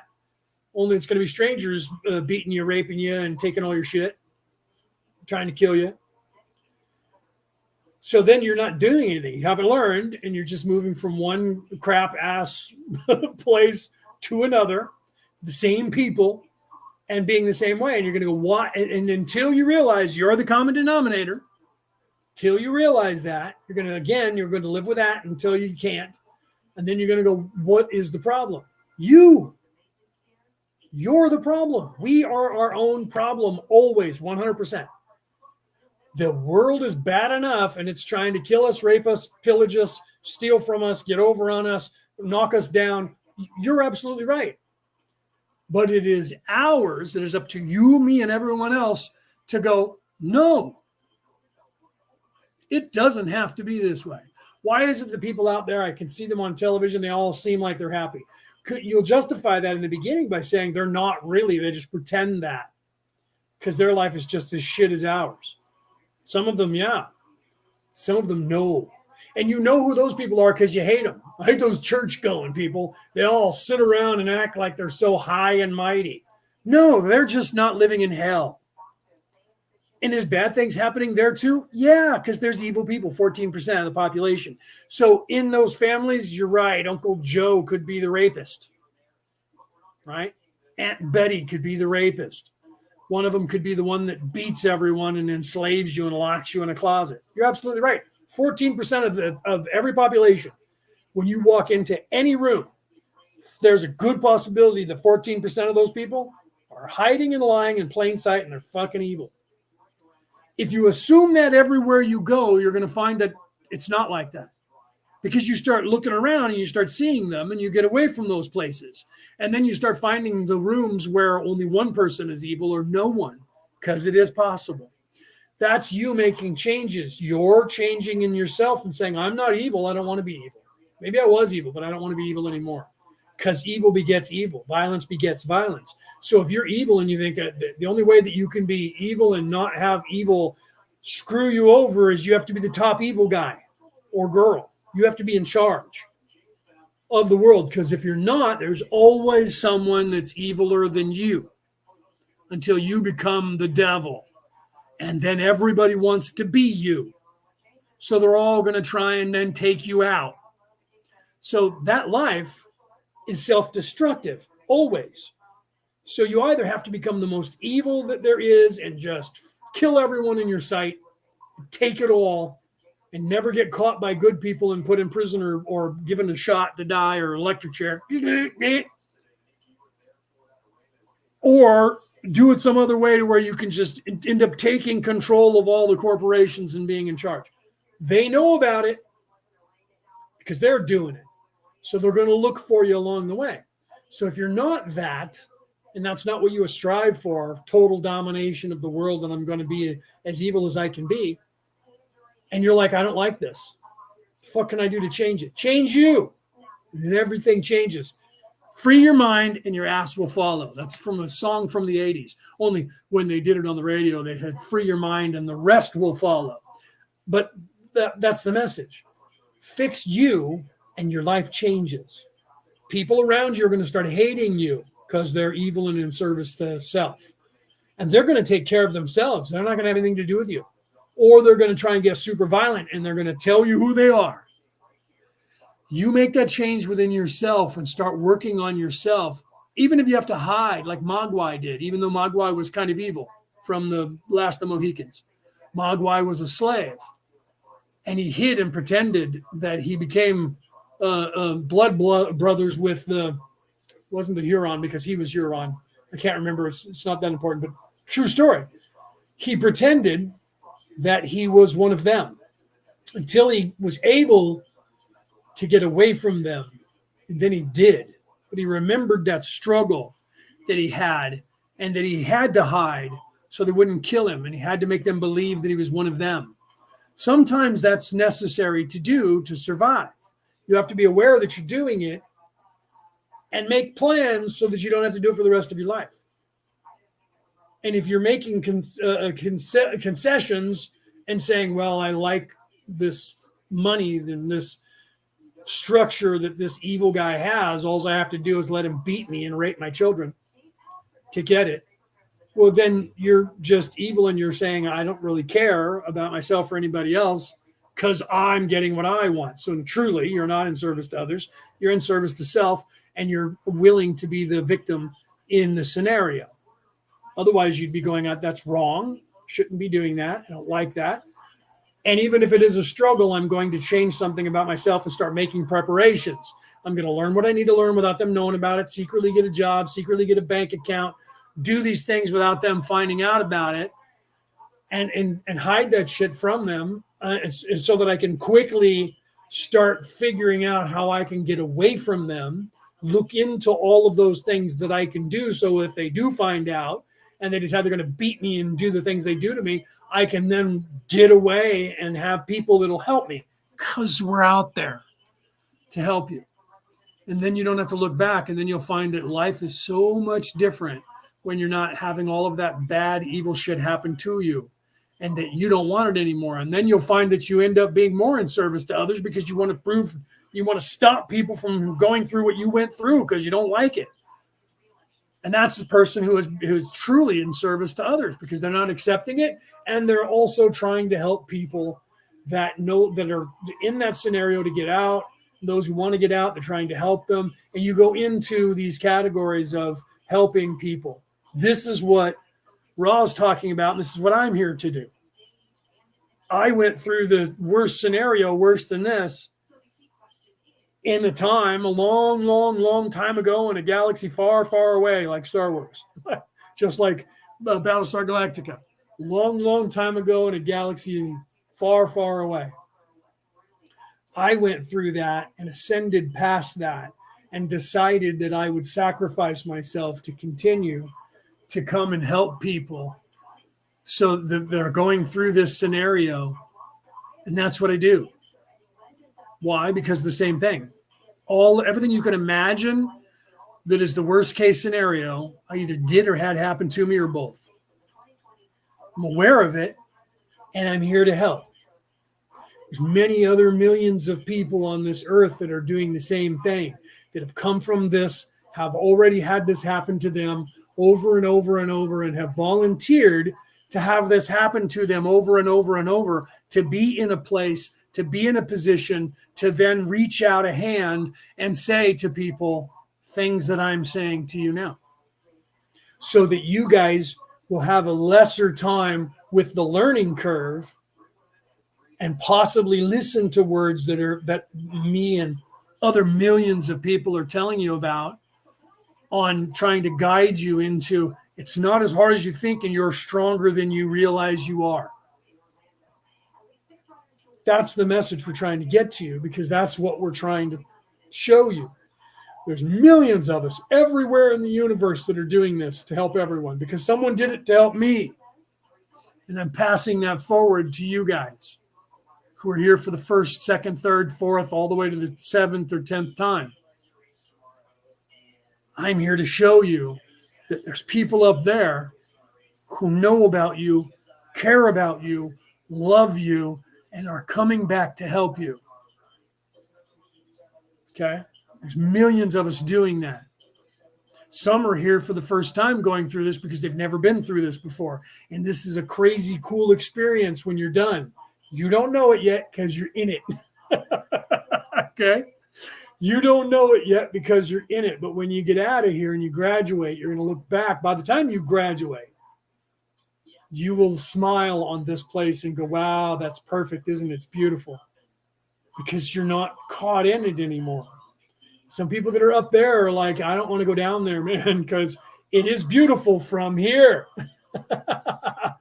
When you're down there in it, it's a whirlwind, it's a tsunami, it's an earthquake, it's a fire, it's a flood. It is what they call Hades. It is what every description of hell. But on the other hand, it's also every description of everything that they called Elysium, heaven, Valhalla, whatever you want to call it. It's both. It is what you determine is your reality, your focus. This is why I love that Qui-Gon Jinn said that. Remember that your focus determines your reality. So what you think is what you attract. What you think and what you believe the reality is for you becomes your reality. And that's why I've posted about that over and over in the last couple of years on all of my platforms with all those little reels and shit. Because I'm showing you all of the secrets to the universe in a 30-second to a minute and a half, sometimes a little bit more than that. I know on my shows, I'm talking for a lot longer on that. But because there's so much to cover, it's hard to cover it. I mean, we've been doing the Law of One now. This is week 71? So whatever it is, 74? What is this? What I have to look up here at the thing, 77. 77 weeks I've been talking about the Law of One, and we're only on session 38. There's 106 sessions, and that's just talking about the Law of One and all of what they're talking about. Not even everything else that I have addressed to show you, the peripherals and the representations like I did today with the stars and the moons and the alignments and the birth signs and the chakra points. All of that is identical. It's a representation in a different plane of existence. First dimension, second dimension, third dimension, fourth dimension, fifth dimension, sixth dimension. It's all right before your eyes. And it's a matter of whether or not you can conceive it, whether or not you're open-minded enough to see it, to know it. Let him who has the ears to hear, let him who has the eyes to see, let him who has the mind to know. You hear these terms in all of the dusty old tomes around the earth from all of these ancient ways of practices of spirituality that date back hundreds of thousands of years at this point. They were all trying to highlight that, to tell you that this is an expanding moment, an illuminated moment for your consciousness, because they were trying to teach you that is the right way. Expanding your consciousness is the way out of this trap that you find yourself in. Expansion of the consciousness can only come from being in service to others and advancing beyond that.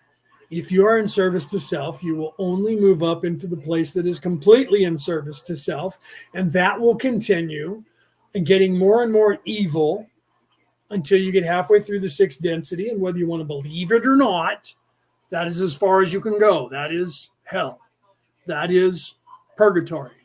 That is as far as you get to go, and you just stay there forever till you get tired of it and be as evil can be until you get tired of it. And then you go repent, nautical term. You go completely the opposite direction, 180 degrees in the opposite direction. And from being evil, 180 degrees is the opposite, which is good. So from in service to self, you can only go 180 degrees to in service to others. And then in the lifetime that you're in, you're still going to be the victim, just like you are when you're in service to self, only you're actually trying to be in service to others, and more people are going to treat you like shit. And then when you die in that lifetime, as long as you don't kill yourself and you're not stuck to that life, then you can get out, and then you, guess what? You transfer. If you really have repented, talked about this weeks ago, truly in service to others now, don't have anything to do with that anymore.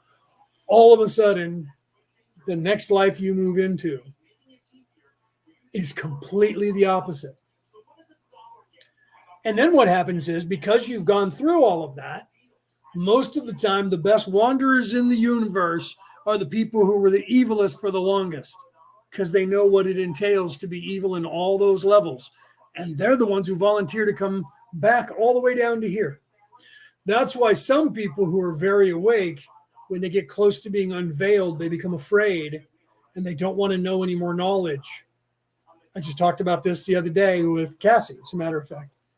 Some people will then realize that and go, I'm afraid that I don't want to learn anything more because I think I've done something evil. And I'm afraid I'm going to do something evil again, and I don't want to do it. So I don't want to know any more than I have now, because they're afraid of that, because they're afraid they're going to fall down the path of evil again, because subconsciously or superconsciously, they're like, I was really evil once.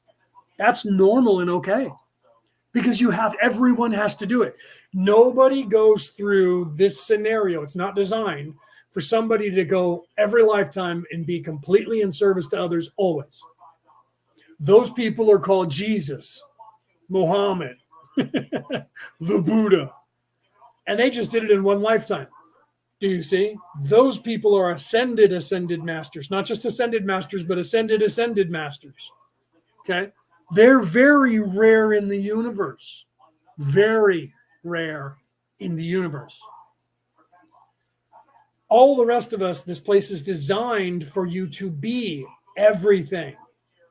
So on this earth, there's a good possibility, if you've been here a long time, you've been every race, you've lived in every country, you've learned every language, you have raped, pillaged, destroyed, burned, loved, healed, influenced. You've done all of those things, unless you're here for the first, second, third, fourth, fifth, sixth time. But you've had all those things happen to you. So you've done them to people, or have had them done to you. You were a slave, you've had slaves. You were a rapist, you've been raped. You were a murderer, you've been murdered. You were a corporate head, you were somebody you poisoned somebody. You got poisoned. This happens. Sometimes you live more lifetimes because you don't live very long in lifetimes because you come in, somebody kills you, you die, and you're only 10. So the average, we tell people, is 7 to 10 lifetimes. But that could be, you could be somebody who has designed yourself to get murdered or die 50 times before you become the age of 5 each time. And you're in those, but then you're going through those lives quicker. So the truth is the expansion consciousness is still 7 to 10, but that's full life. So you might literally live 100 lives in that same time period because you've lived a bunch of short, choppy ones. But all of that was done to help others as well. So wanderers who come back generally aren't like Ra. Ra, that entire species, was never evil. But there's a whole bunch of those because this scenario hasn't always been the way.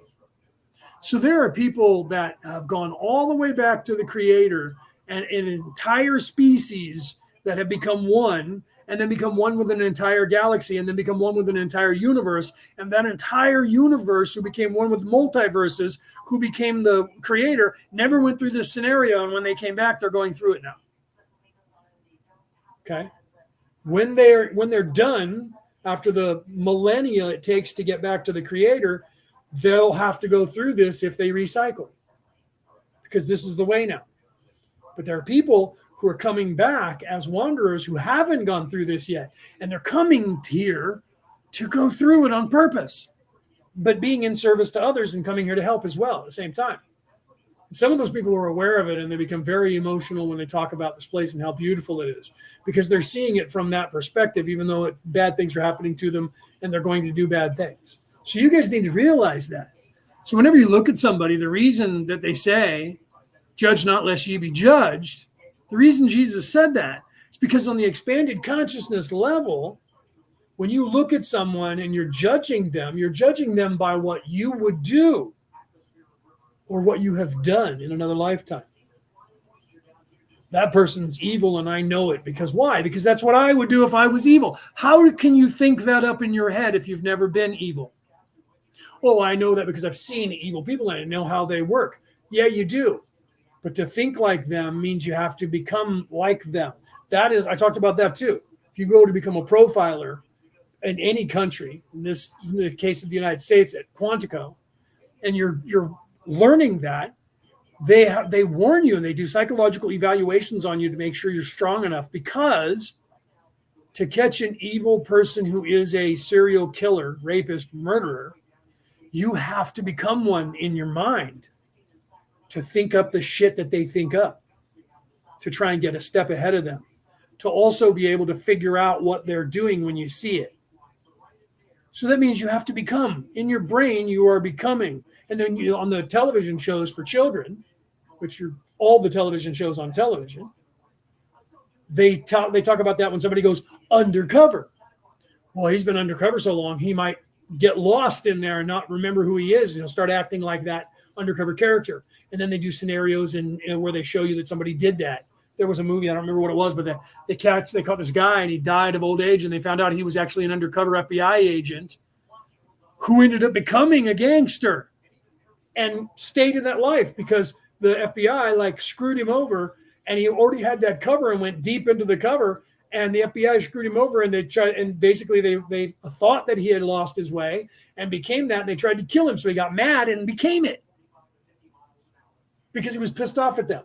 So then he just lived the rest of his life as this high official gangster that was one of the most wanted in America, and it was on a movie. It didn't happen in real life, but there's probably been people in real life that have been scenarios that have been close to that. So they warn you that you have to be careful because you becoming that.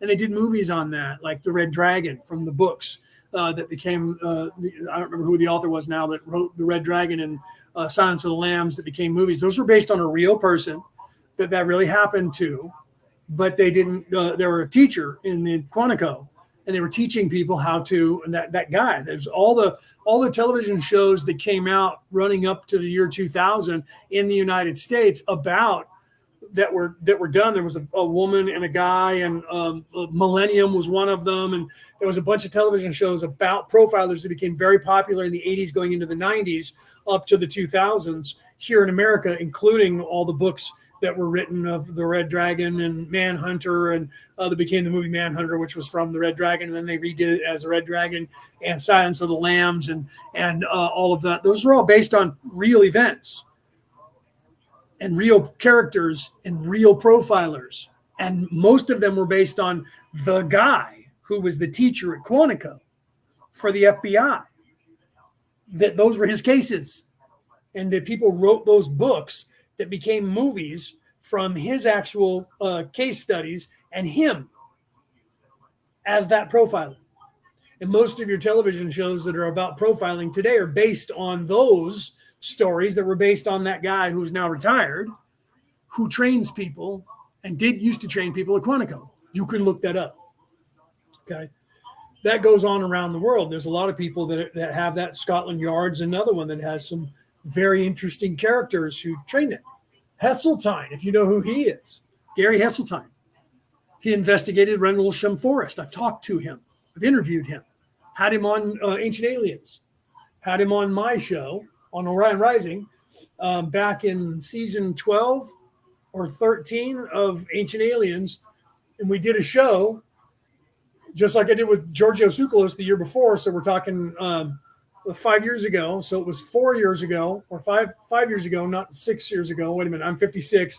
I did Giorgio Tsoukalos on my 50th birthday, or just before that.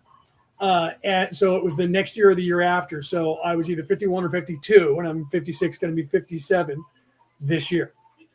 56 right now. So it was either 5 or 6 years ago. I had Gary Heseltine on, and we talked about Rendlesham Forest and his upcoming episode, which aired when we finished the show. We did it live, told everybody, now turn on History Channel, and you'll see the History Channel's version of the investigation, and you have all this knowledge right now. He was an investigator that worked for, and then there's a couple other people as well that I've talked about who are also cops in the UK who are investigators who ended up two other guys. There was three of them who were investigators that ended up investigating UFOs and then going down that road and leaving the police force in the UK to continue with spirituality and looking into UFOs and disclosure.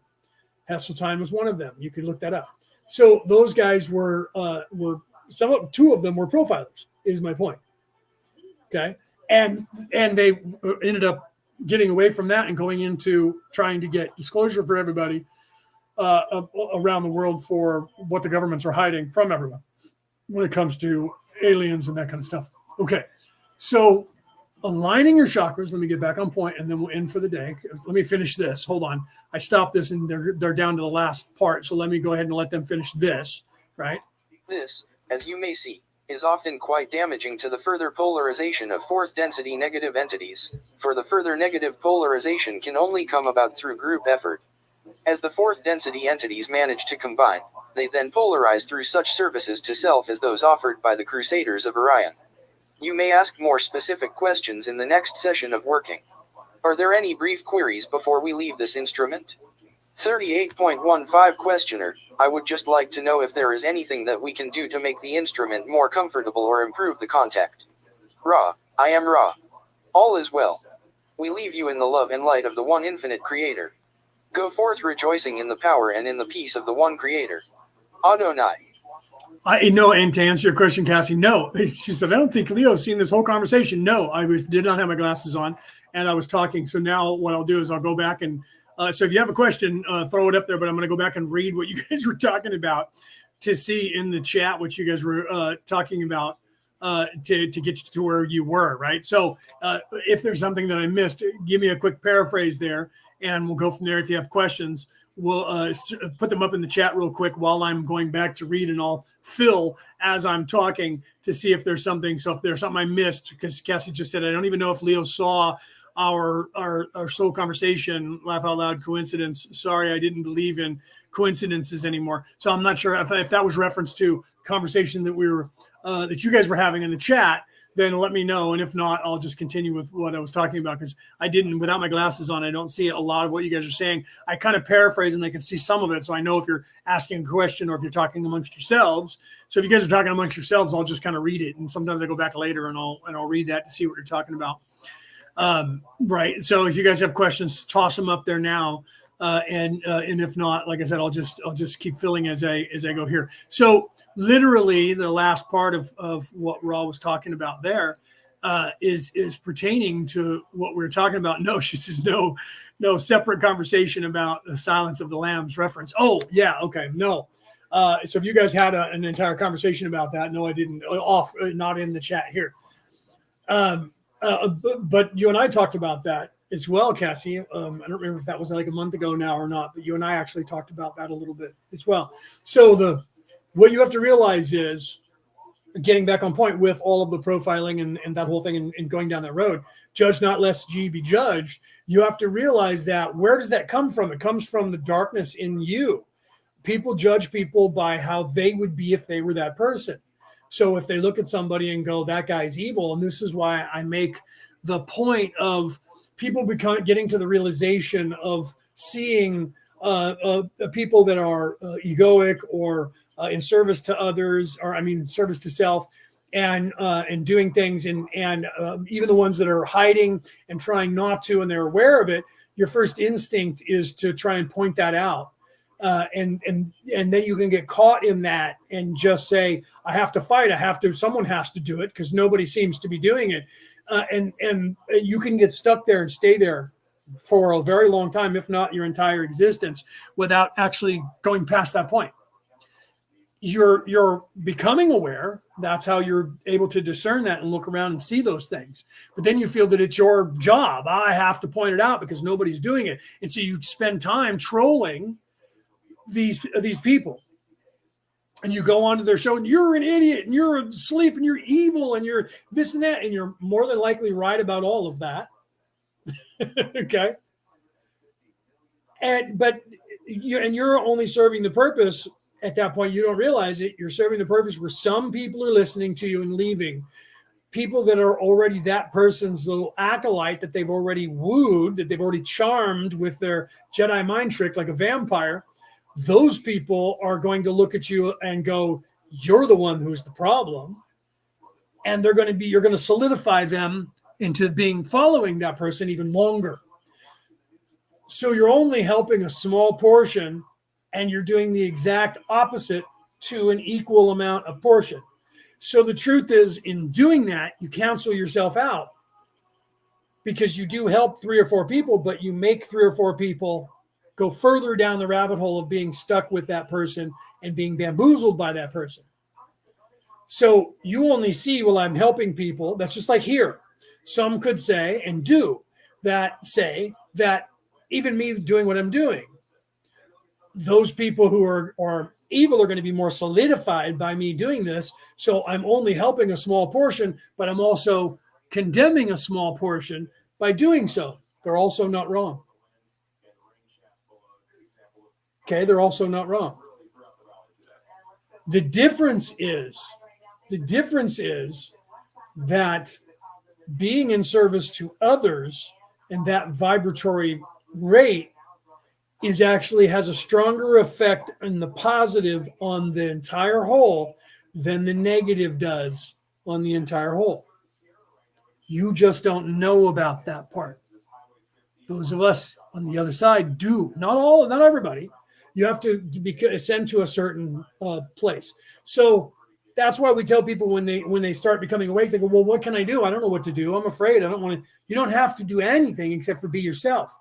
If you are truly in service to others, just being here and alive, you will affect people around you, because you know those people. You're like, that person was an old soul and is an old soul, and just it was all the time bubbly, and they are all the time bubbly, and they're just exude this energy that comes off of them. But they're not trying to tell you anything. They're not trying to tell you you need to be this way or that. They're not trying in any way to influence you. They're just living their life, but that's influencing you. Why? Because they're being in service to all. And you can see that they're in service to the all. You know it. You exude it. They just radiate it. And they're not doing anything. They're not writing books. They're not writing songs. They're not writing movies. They're not preaching to the world. They're not psychics. They're just living. But you know the difference between someone who's really evil and that guy or that woman or that little boy or that little girl, wherever you find it. Oh, why is it that person is just so, I can't even explain it. They're just loving because they're in service to all. They don't have to do anything besides be in this place and be that way. So that's why we tell people, you don't have to do what I do unless that's what you came here to do. So some people will go like, I got to tell everyone. I'm going to tell the whole world. That's all right. You serve a purpose. Doesn't mean that's your destiny. It just means that right now that's where you are in your development. So you want to do that. I came here to do this. That's why I'm doing it. I didn't come here and decide while I was here, this is what I'm going to do. Came here to do this from the beginning. This is what I'm here to do. So the difference is, yes, you're correct in that I got to fight those bad guys. But you also have to realize that by doing even good things, you are going to always solidify people that are evil into hating you more and help people that are not. You have to realize that it's a perfect ecosystem and that you're doing it to help yourself as much as you are to help them. So you have to see that and internalize that and realize that what I'm doing here is bettering me. And while I'm doing that, I'm hoping to better other people or at least serve as an example that will help them to better themselves. Because I can't make any of you out there believe anything. The only thing I can do is get you to start thinking. That's it. And if I get you to start thinking for yourself, I'm doing good. If I get you to start asking questions, I've done my job.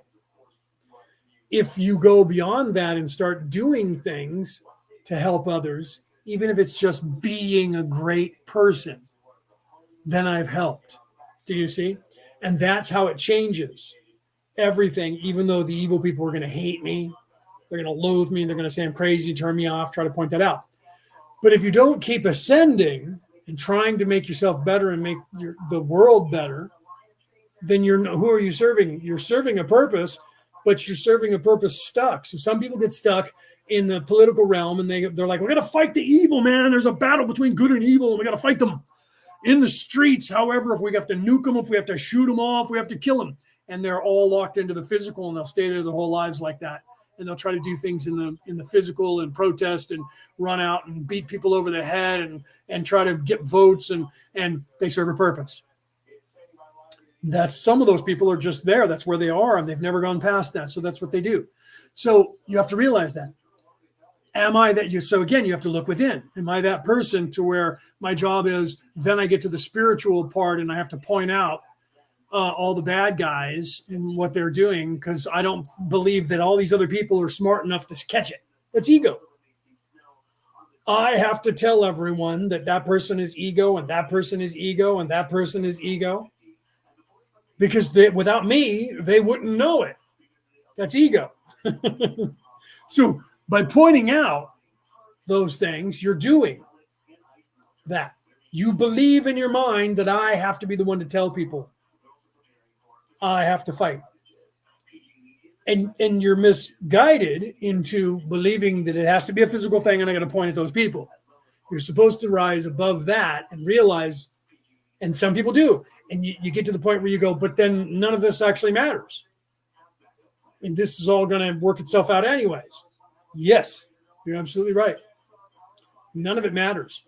What I do here doesn't matter. To be humble enough to know that and still do this is not ego. People get to a place where they go, hold on, so wait. You're telling me that it doesn't matter if I do anything at all? If I do nothing, absolutely nothing, this entire thing, this ecosystem is going to work itself out anyways without me doing anything at all? Yes. Yes.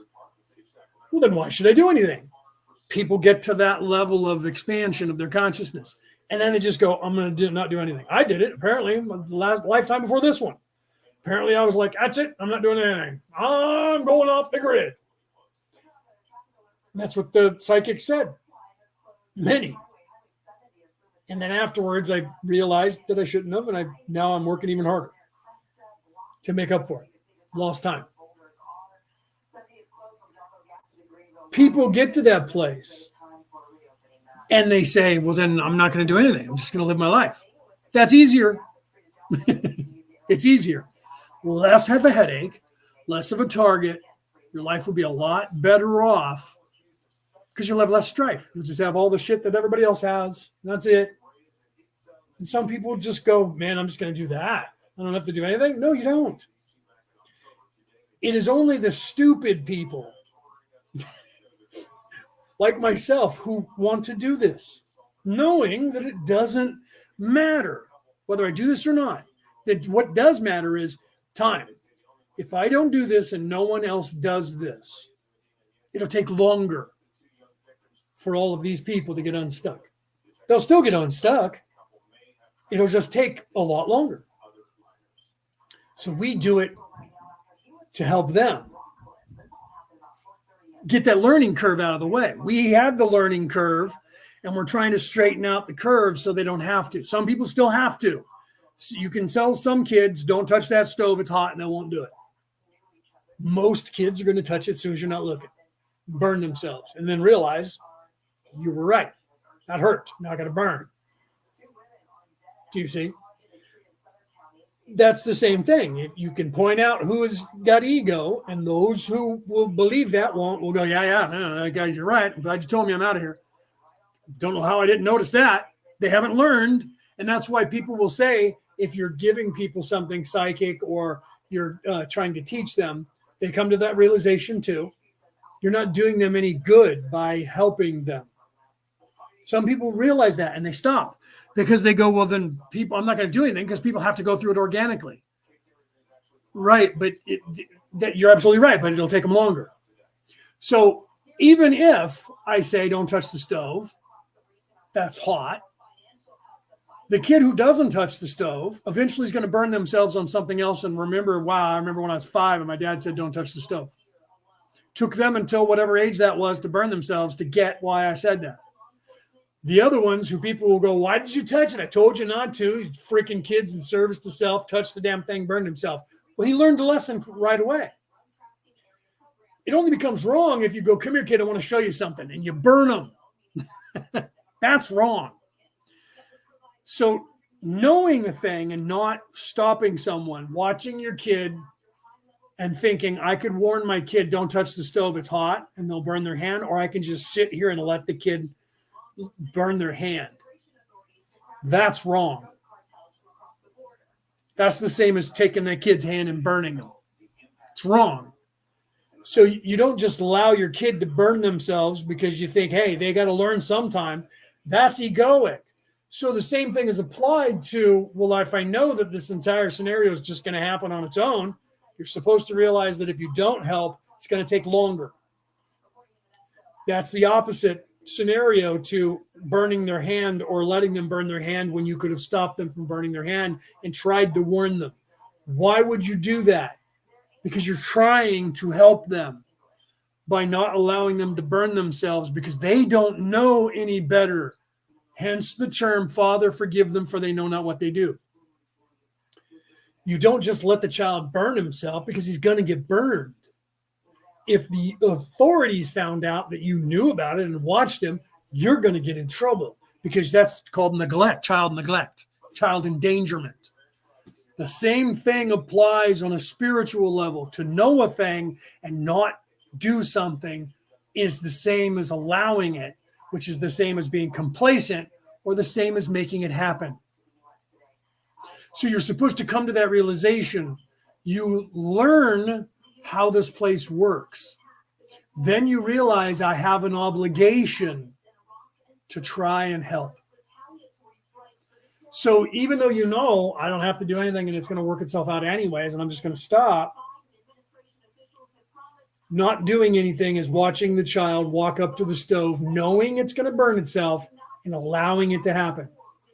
You're causing that child to harm itself by not being in service to the all and going, whoa, no, that's hot. If you warn someone and then if that child finds its way back to the stove on purpose and burns itself, it is no longer your fault. It is in a sense, and some people could charge you with child neglect again because you left a hot stove and wasn't watching your child. So the child should never burn its hand on any stove in your life. The child should grow up later and burn itself organically on its own stove and go, I remember my mom said, don't touch that, it's hot. My sister burned her hand when she was here when we were cooking, I think it was Thanksgiving or Christmas. And we were cooking and she burned her hand and she's like, oh my God, I burned my hand. I was like, that's why I tell you, when I go to put something in the oven, I went to culinary school. Okay. My father was a chef. My uncle was a chef. When I am cooking and I turn on the oven, okay, I'm fixing something to put in the oven. That thing is not hot. I will not pick it up and put it in the oven without having oven mitts on, ever. Do you know why?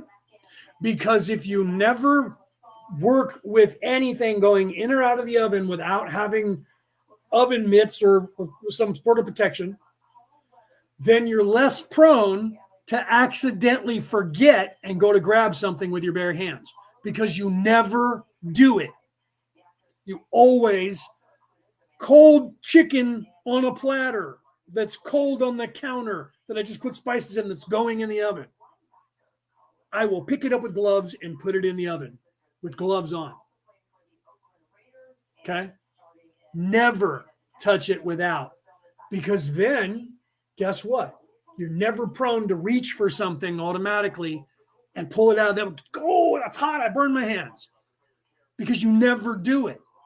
If you do it, sometimes when you're talking, you do things backwards. When you're tired, you do things backwards. So if you're tired or you're talking and you're not paying attention, and sometimes, half the time, whenever everything is cold, and you're putting it in the oven for the first time, you won't touch something. You'll touch it without gloves. There's a possibility, a 50-50 possibility that you're going to reach into a hot oven and touch something that is 400 degrees, 350 degrees with your bare hands because you do it. This is the repetition that you're getting into, okay? So what's the point of that parable?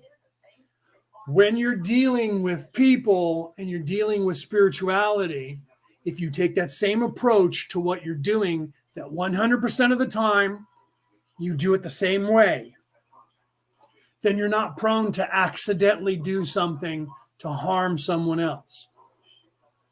It still could happen because anything can happen. So my point is, if you're aware of a thing, I'm aware that that thing could be hot. I'm aware that I'm putting a thing in the oven and it's hot. So what do I have to do? I have to not touch it while it's hot.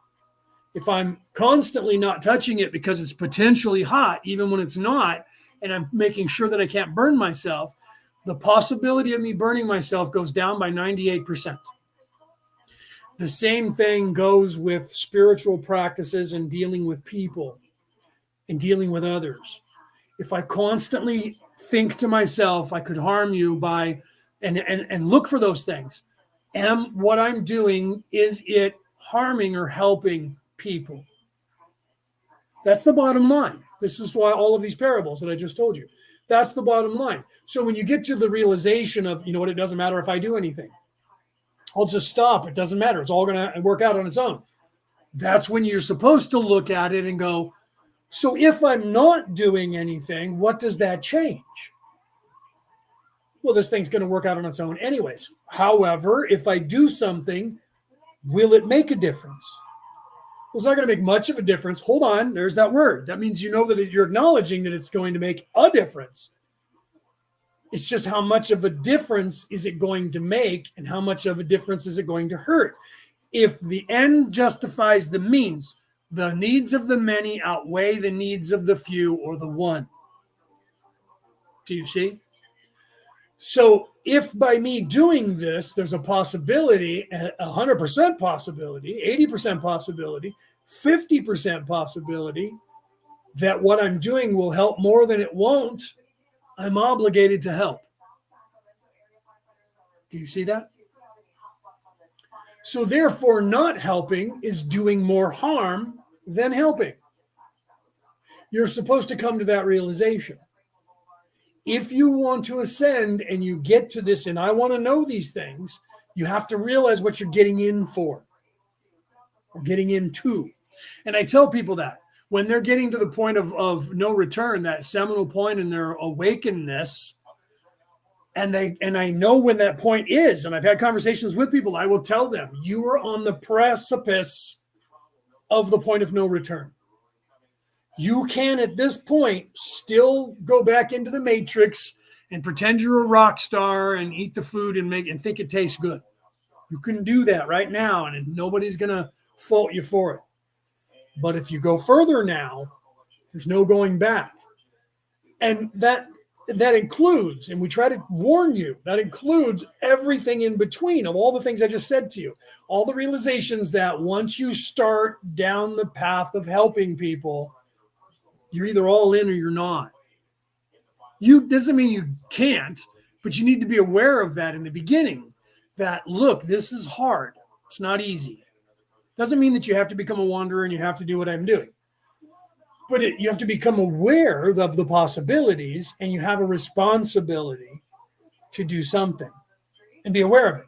Even if you do nothing and now you made a change in yourself. I'm just going to live, but I'm going to live really good. You're now still functioning in service to the all. If you decide you're going to be completely evil, you're still doing the same, just from a different perspective. So that's the truth of it. So it's a paradox. If I help, it makes a difference and it could harm. If I don't help, it makes a difference and it could harm. If I don't help, it could help. If I do help, it could help. Truth of that is you can get yourself crazy on that and then never move and not do anything. That is where most people get. And this is what I'm warning about. That's why I'm doing it at the end of the show, not at the beginning. For those of you who are still here. And those of you who are still listening around the world, if you've made it this far, 2 hours and 15, 20 minutes in, if you're still listening to this, you're getting information that the people in the beginning won't even know about, because most of them left because they're nowhere near ready for this, or they're in service to self and they left in the first 30 seconds of my show. Maybe a minute and a half. I hate this guy. I'm out. He's crazy. Those people have no idea what we've talked about for the last hour and a half. So the truth is you can get caught in that paradox and just go, well, I don't know what to do, because that expands your consciousness to this whirlwind again. And you're like, well, what do I do? That you have to figure out for yourself. But know that it's not, you don't have to do anything. You have to be. That's all you have to do is be. And that's why you hear that saying, just be yourself. That means a lot more than you realize it means. People are like, oh, yeah, I guess I could just be me. Right? That's why I died laughing when James, on his TikTok, played a soundbite and he was lip syncing to the soundbite about reincarnation. And the guy was like, I'm so worried about reincarnation and karma. And he said it with this English accent, real thick. And I don't want to do that accent right now because it was actually kind of hard to do. And he said, I'm so worried about when I die and reincarnation that it would be my luck. I'll come back as me. I about died. I love that. Right. I about died. I love that. I'm so worried about, and it was a soundbite from a comedian. I don't know who it was. I didn't ask James, but he put it up on his TikTok, and I watched it and I hit like and reposted it on my TikTok for people to see on that part when you go to repost, because it was hilarious. The comedian said that it was genius. I'm so worried about doing something in this reincarnation thing that my luck, because of karma, when I die, I'll come back as me. That's funny, right? That was hilarious.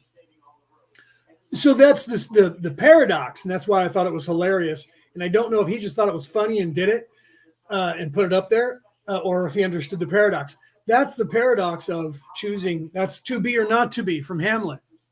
That is the question.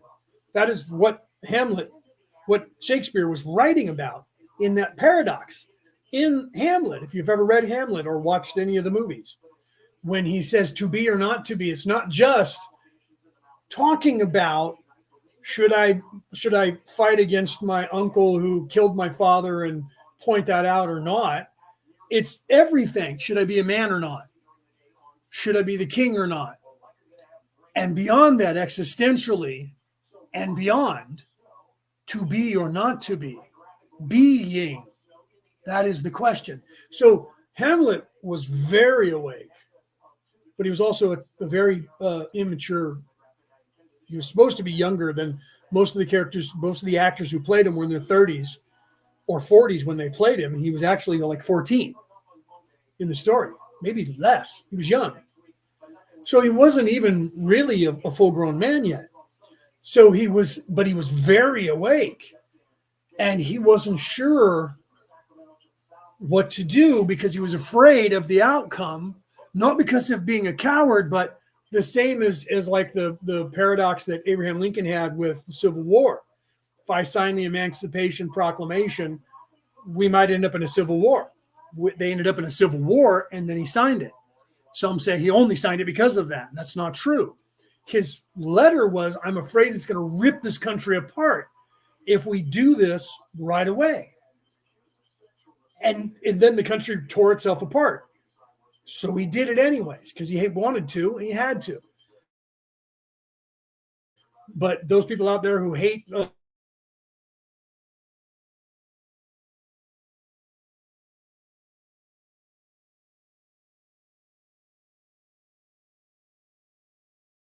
look at the Civil War because you're not taught about it. You don't know that the total number of American deaths from the 1865 to 2024 in war, in all the wars that America has fought, including the First and Second World War and everything from 1865 to now, the total number of Americans that died in all of those combined has still not equaled the total number of Americans who died in the Civil War. You have to realize that every death was an American. Every death on both sides were Americans who died. So the total number since then of deaths by Americans in combat from 1865 to 2024 has still not exceeded the total number of deaths during the Civil War in a 5-year time period. Abraham Lincoln was afraid that if he signed the Emancipation Proclamation prior to the Civil War, that is what was going to happen. He wanted to go down the path of every other territory that becomes in the nation can no longer have slaves, and we'll figure out how to piecemeal getting rid of slaves everywhere until it's abolished to stop a war of so many deaths that 200 years later, close to it, in 40 years, it'll be 200 years, 1865, 1965, 2065. We're 2024. 34, 54, 64. In 30 years, it'll be 200 years. And in that time period, in all the wars that have been fought, everywhere around the world with Americans involved in it where they died, we still have not eclipsed the number of men and women and children that died in that 5-year time period in the United States of America. That is what he wrote about when he said that he was afraid that he would split the nation and the nation wouldn't survive as a nation to do this, and was trying to figure out, and all of Congress was trying to figure out a way of stifling slavery and not letting it expand, and then figuring out how they were going to abolish it. And people today claim that he only signed that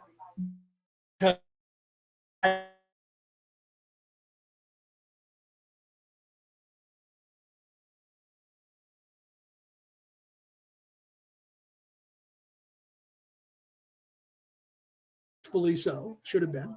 Okay.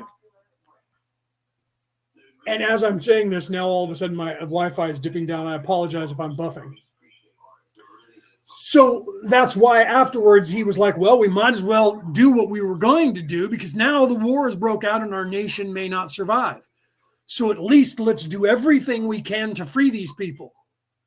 And people are trying to wreck his thinking and call him a racist. And he was actually part African-American. You guys should take a really hard look at Abraham Lincoln's pictures. He looked more African than Barack Obama does. And that was a black and white photo. Take a black and white photo of Barack Obama, put him side by side with Abraham Lincoln, and tell me which one looks more African than the other. Yeah, my Wi-Fi dipped down. I just popped back up because I saw a bunch of shit open up on my screen. So I apologize if I was buffing. So my point here is he had that conundrum. He had that paradox of, if I do something, it might cause more harm. So he waited, and guess what happened? The harm was caused anyways. So then he went ahead and did it. Now they're trying to take away the credit of that and make it look like he only did it because he was forced to, because it was the only way to beat the South. Not true. If you look at the actual what was said and what was done, you see that that's not in fact. But you have to know history. If you don't know history and you only know what you're being fed, you'll call him a racist and say that he was a liar and that he didn't do those things because they only did him that way because somebody's trying to get you to hate America and hate Abraham Lincoln. And you'll find that it's Democrats that are doing that. Why? Because Democrats were the slave owners that went to war to keep slavery. 100% of them in the South. Some of them in the North didn't want and fought against slavery. Those people ended up becoming the Republican Party. You should look that up. 100% of the people who were in the Ku Klux Klan were Democrats in the South. Not Republicans, not white Republicans like they're trying to tell you now. White Republicans were the people trying to free the slaves. The Republican Party was created because they were taking people off the ballot. Sound familiar? The people in the South took Abraham Lincoln off of 12 states off the ballots during the time when he ran for president. They wouldn't let him. They made it illegal for the abolitionist party to be on the ballot. Then they tried to make it illegal for the Whig Party to be on the ballot. And so many people who were Democrats, Southern and Northern Democrats, Whig Party, Whig Party, so it wasn't Democrat or Republican, and people that were abolitionists wanted to gain the presidency so they could gain the power so they could change things in America. They created a party and called it the Republican Party. It was invented to free the slaves. You should look into that. That party was invented by people from 3 different parties who wanted to free the slaves, and all of them, that was their agenda, was to free the slaves. And they literally took Abraham Lincoln off of 12 states. How many states? There were not 50 states voting at the time. They took him off of 12 states, but people wrote in his name. He still became president, even though they took him off of the ballot in 12 states. They're trying to do that right now in 12 states in the United States for Donald Trump. Same thing, same people. Democratic progressives are trying to remove him, Donald Trump, from the ballot, just like almost 200 years ago they did with Abraham Lincoln. Over slavery then. It's over slavery now. You just don't realize it. You just don't realize where your slave bonds are and where your chains are and what they are. Still over the same slavery. It's still over you and ownership of you. But you're unaware of that. Okay. Not saying that half of the Republicans or 3/4 of the Republicans aren't the same swamp as 3/4 of the Democrats, because they are. Conservatives and progressives in whatever country you're in are identical to the ones here. You know that. They just have different names and different accents, and they're from there instead of here. But they're the same backers, same money, same people globally. Global interest is still the same, and you're absolutely right. Just like then. Most of the Whig Party, and not the abolitionists, but most of the Whig parties and most of the Democratic Party wanted slavery. So those minorities all got together and formed a new party. That's what's happening in this country. The minorities are, it's the history repeating itself. The minorities are not associating with the Republican Party or the Democratic Party. I haven't been registered either one of those for most of my life. And I called myself an independent until the independent party just basically is Democrat light in this country. So therefore, they always vote with the Democrats. So that means they're what the Republicans call rhinos, where that means that they're a Republican in name only. Those are the Republicans that Republicans know are Democrats. Independents, most of them in this country are Democrats. They're rhinos. They're whatever you want to call independent. I know, independent by name only. So what's happening is you have people that are now no party affiliation. That's becoming a party. No party affiliation is becoming a party. And people that are independent and all these other Democrats, Republicans, independent, green, no party, there's a bunch of those people that are now getting together that are saying, I'm independent, completely independent, and they're going to be voting for themselves because they want to make changes because of all this crap.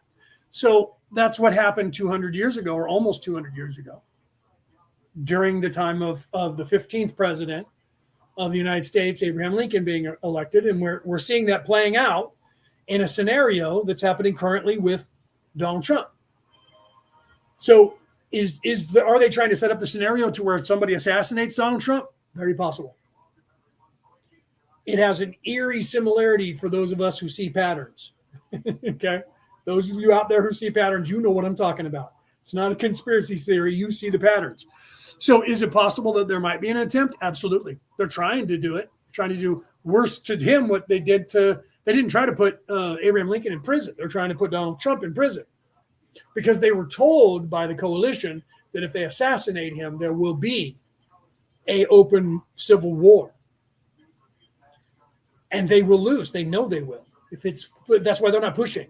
That's why Texas, and I know some of you are thinking I'm your enemy now and you're going to leave because you think I'm your enemy. Texas said, no, we're going to put borders up and stop people from coming into our state because we have the constitutional right to do that. And the president of the United States said, if you don't do it by Friday, a week ago today, if you don't do it by Friday, we're going to send troops down there to stop you from doing that. And we're going to order the Border Patrol to go out there and stop you from doing it and cut that shit down. The Border Patrol people said, yeah, we're not going to listen and we're not doing that.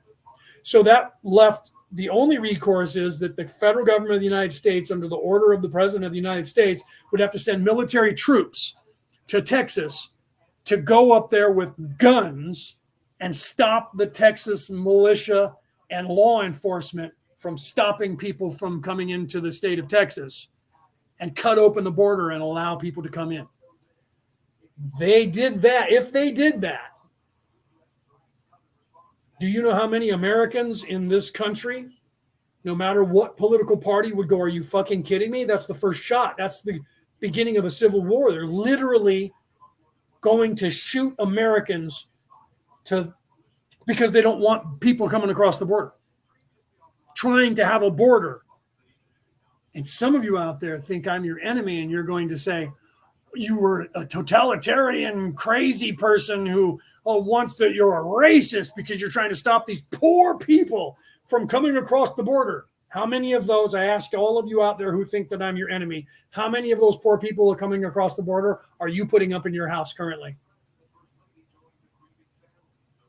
How many? Do you have a family or two in your house? Are you sharing? Do you move your kids out into the front room so that you pulled in these illegal aliens and they're sleeping in the houses there and you're feeding them and taking care of them? For those of you out there that are doing that, I would love for somebody out there to talk to the world and go, I've allowed 30 of them in my house. I'm taking care of all of them and they're just fine. You don't hear about that. You know why? Because anyone who's doing that is getting ripped off and shit like that. For those of you who think that that's a bad thing to stop them coming across the border, every single one of you, raise your hands, go to Texas, call the governor of Texas and say, I will take this many of them in my house. And I'll guarantee you the governor of Texas will pay to ship a bunch of them to you. So all of you around the United States who think it's a great idea for all of these people that they need to be in this country and we need to take care of the entire world, all of you need to start putting up some of them in your house. Let's everybody do our share here to help. Those of you who want all these illegals into the country and you say they're not a burden, you guys need to start taking care of them because you want them here. Those of us who think that we should hold people back until we can figure out how we're going to feed people and how we're going to give them care and how that's all going to be paid for, we're not going to be the ones opening our doors and letting them into our house. You guys can do it and should, to prove to us how much better you are than us and how much better you are to the whole world, that you're doing your part to take care of all these people. But see, I'm not telling you right now, don't touch the oven because you might burn your hand. Or actually, I am telling you right now, don't touch the oven because you might burn your hand. I'm warning you so that if you do that, you can't say I didn't warn you. So I'm not trying to tell you you should, and afterwards you get mad at me and say, you told me I should and I did it, and they ripped me off and raped my kid. I'm warning you, don't touch the oven. You might get burned. Okay? So for every single person out there who thinks it's a great idea, you guys should put them up in your house. I think you should. Take care of them. Let's integrate them into our society. Okay? So don't stop pushing them off onto to other people. If you truly believe they should be here, start taking care of them. Don't get mad when they put them up in your school. Don't get mad when you can't walk down the street. Have those people come into your house. Everybody do that who wants them all here, and we'll get them all off the streets. And then we can find them all jobs and we can take care of them. Because there's some of us who are going, you know what? I can't barely take care of myself. I can't have a bunch of people I don't even know in my house that I don't even know if they're good people or bad people. And they might steal everything I have in my house and leave and go somewhere else. I'm not going to do that. But if you guys think that they all should be here and you think that I'm crazy and that I'm evil and that I'm racist because I think that allowing 20 million people to come across the border unchecked so we don't even know if they're good people or bad people, have at it. Put them in your house. I'll wait. You guys just let me know how that turns out. I'll just be Dr. Phil and I'll go, how's that working out for you? And if it's working out great, you can then turn around to all of us and say, you guys are the problem. We solved it by having them all in our house, and check it out. They're doing great. We're doing great. We love each other. It's a love fest. That's just like when Jack Black was talking about Thanksgiving.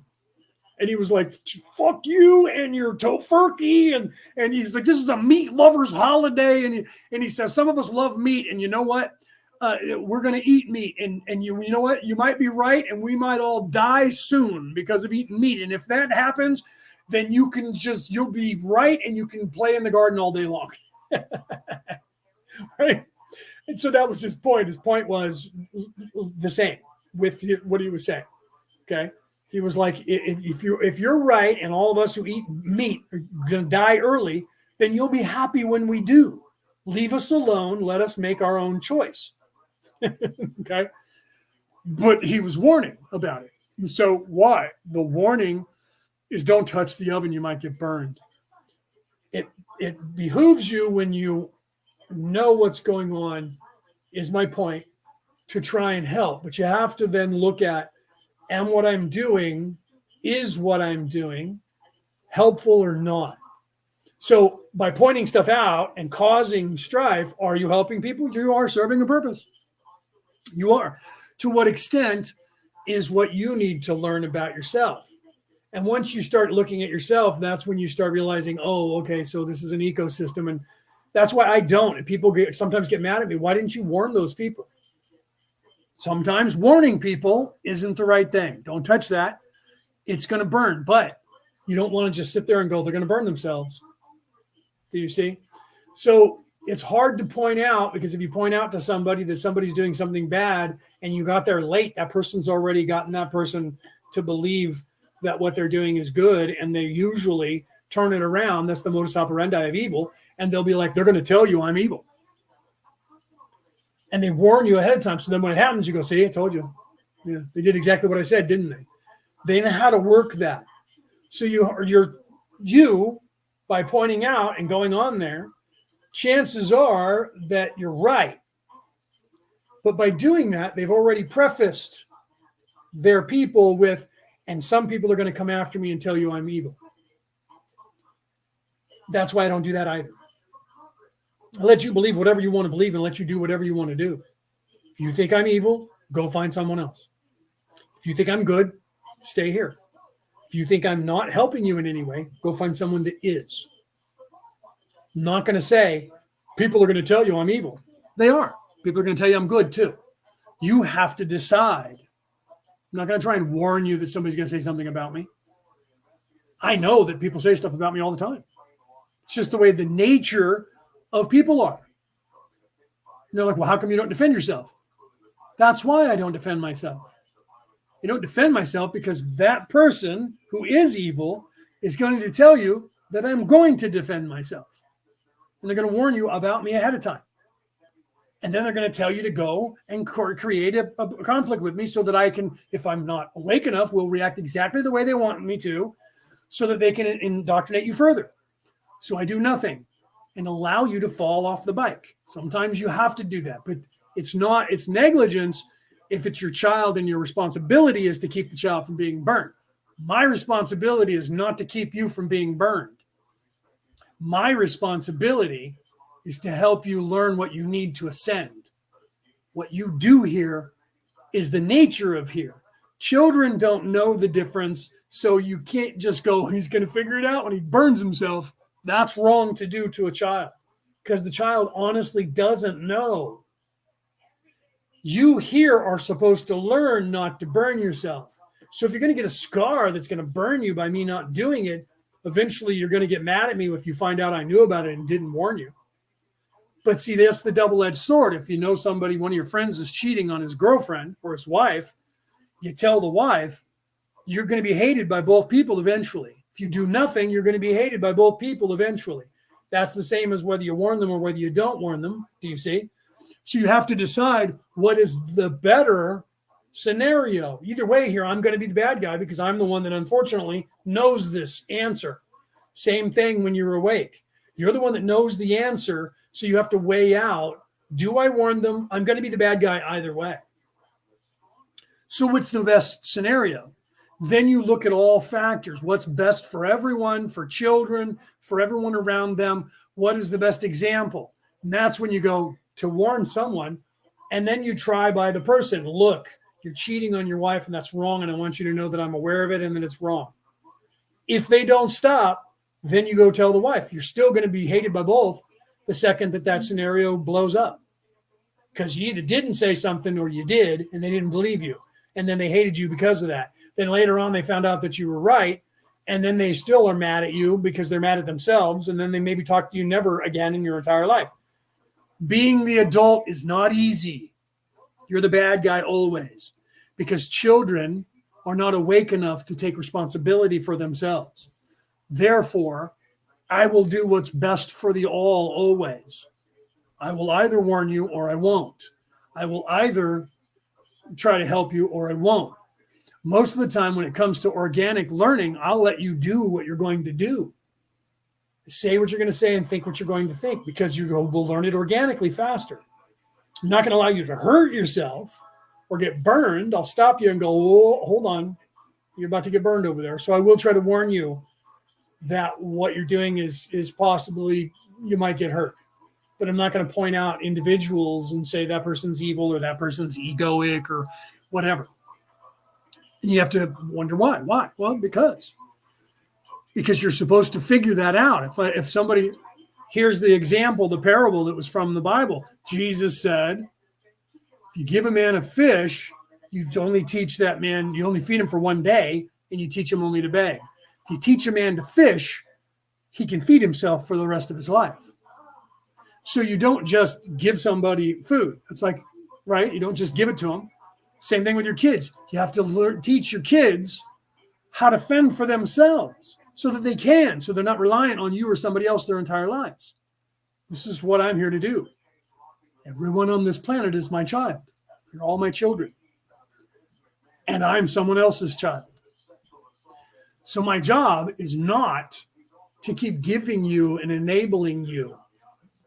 My job is to give you the tools that you need to succeed. Whether or not you see that is up to you.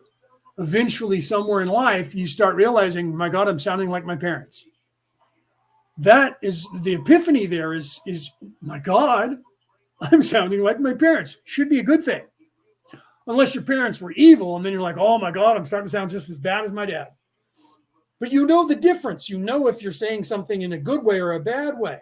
As parents, if you become a parent, that has happened to you.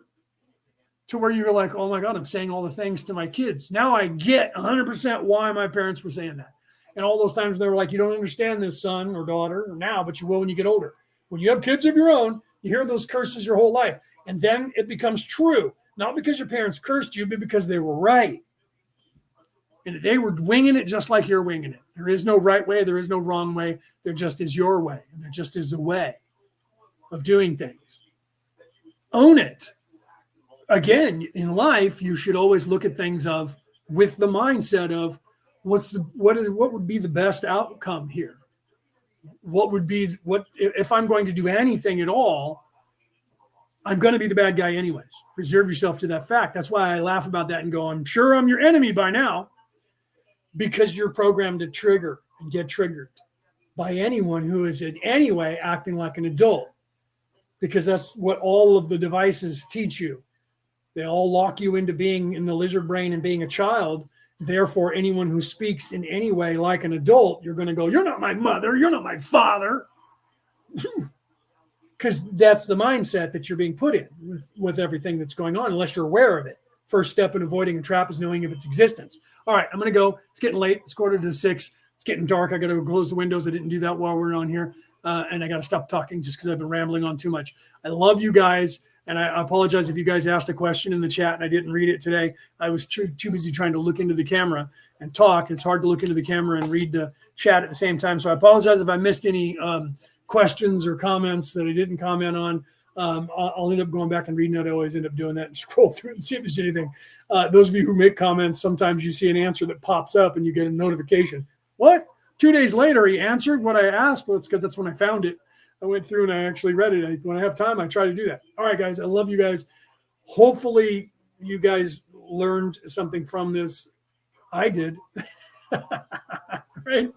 So I love you guys. I'll talk to you guys next week. But going forward, you're going to see clips. I'm going to be posting clips to remind people. And I try to organize the clips knowing that we talked about it in another segment, in another episode, and we're going to talk about it. And so I try to show you guys those clips over. So for those of you who are actually listening to the podcast, if you watch the clips that I post, that I am posting going forward on all the platforms, Reels, Shorts, whatever you want to call them, TikTok, Instagram, Facebook, Messenger, YouTube, Twitter. It's going to pertain to what's coming up or remind you of something that I want you to know that's going to have that. It's just like all my other reels that I post, or shorts, whatever you want to call them, that I post. Everything has something to do with everything. I don't do anything on accident or by mistake, right? And my brain's not wired that way. Everything I do, I'll sit down. Sometimes at night I lay there and I think to myself, I'm getting ready to go to bed. And I'm like, what do they need to hear today? And I let the universe, I channel it. And all of a sudden I get this idea, and then I go and try to figure it out. And then I go, this image, that image, then I got to put these words with those words. And then I got to put this on the screen. And then I look for songs that pertain to it. And I type in different things and I check all these different songs. And then I find something, and then sometimes it doesn't work. And I'm there for like an hour, and other times it's instant. And then I find the right music or words to go with the right images. And I put those together, and then I pop them up there, and it looks like I did it in 5 minutes. And it took me sometimes 2 hours, sometimes longer to put that shit together. And then I put it up there and I get 5 people watching it. Right? But it's those who see them. And this is why I try to tell people, sometimes if they're longer, wait for the end. People say that on TikTok, they'll go wait to the end. Most of those guys are trying to get the more airtime, and they want you to go to the end, because if you watch things to the end and you extend the amount of time, then it becomes important. So I don't put that in my clips. Most people will do that. And they'll go, wait to the end, wait to the end, wait to the end, watch to the end. Most of the time it's nothing happens at the end. And you watch it to the end and you go, well, that was useless, right? That's because they got you to watch it to the end, and it extends the total number of hits and the total number of minutes and seconds watched. And all of that gets them paid more money. But I say those things because I leave things for the end, like I did here. So those of you who are still here now, you got way more information. My book is written the same way. I do that, and I reward you guys who stay here with better knowledge. And most people will leave before they get here. Most people are not hearing what I'm saying that will listen to this podcast around the world. Those of you who have made it this far and that you're still here to hear the last words that I say at the end of this episode, chances are you're the type of person who does that. And I reward you. And there's other people out there in the universe and around this planet who do the same thing. And we reward you guys with better knowledge, better information, and more secrets. That's the truth. I do that every single time on my show. And I'm not just telling you that because I want more clicks. You will either know this because you made it this far. If I wanted more clicks, I'd be saying that at the beginning of all my shows. Make sure you stay to the end because I'm giving you the secrets. Since you don't ever hear me say that until here, if you ever hear me say it, it's because you made it to the end. I love you guys. Have a great night. I will see you guys next week.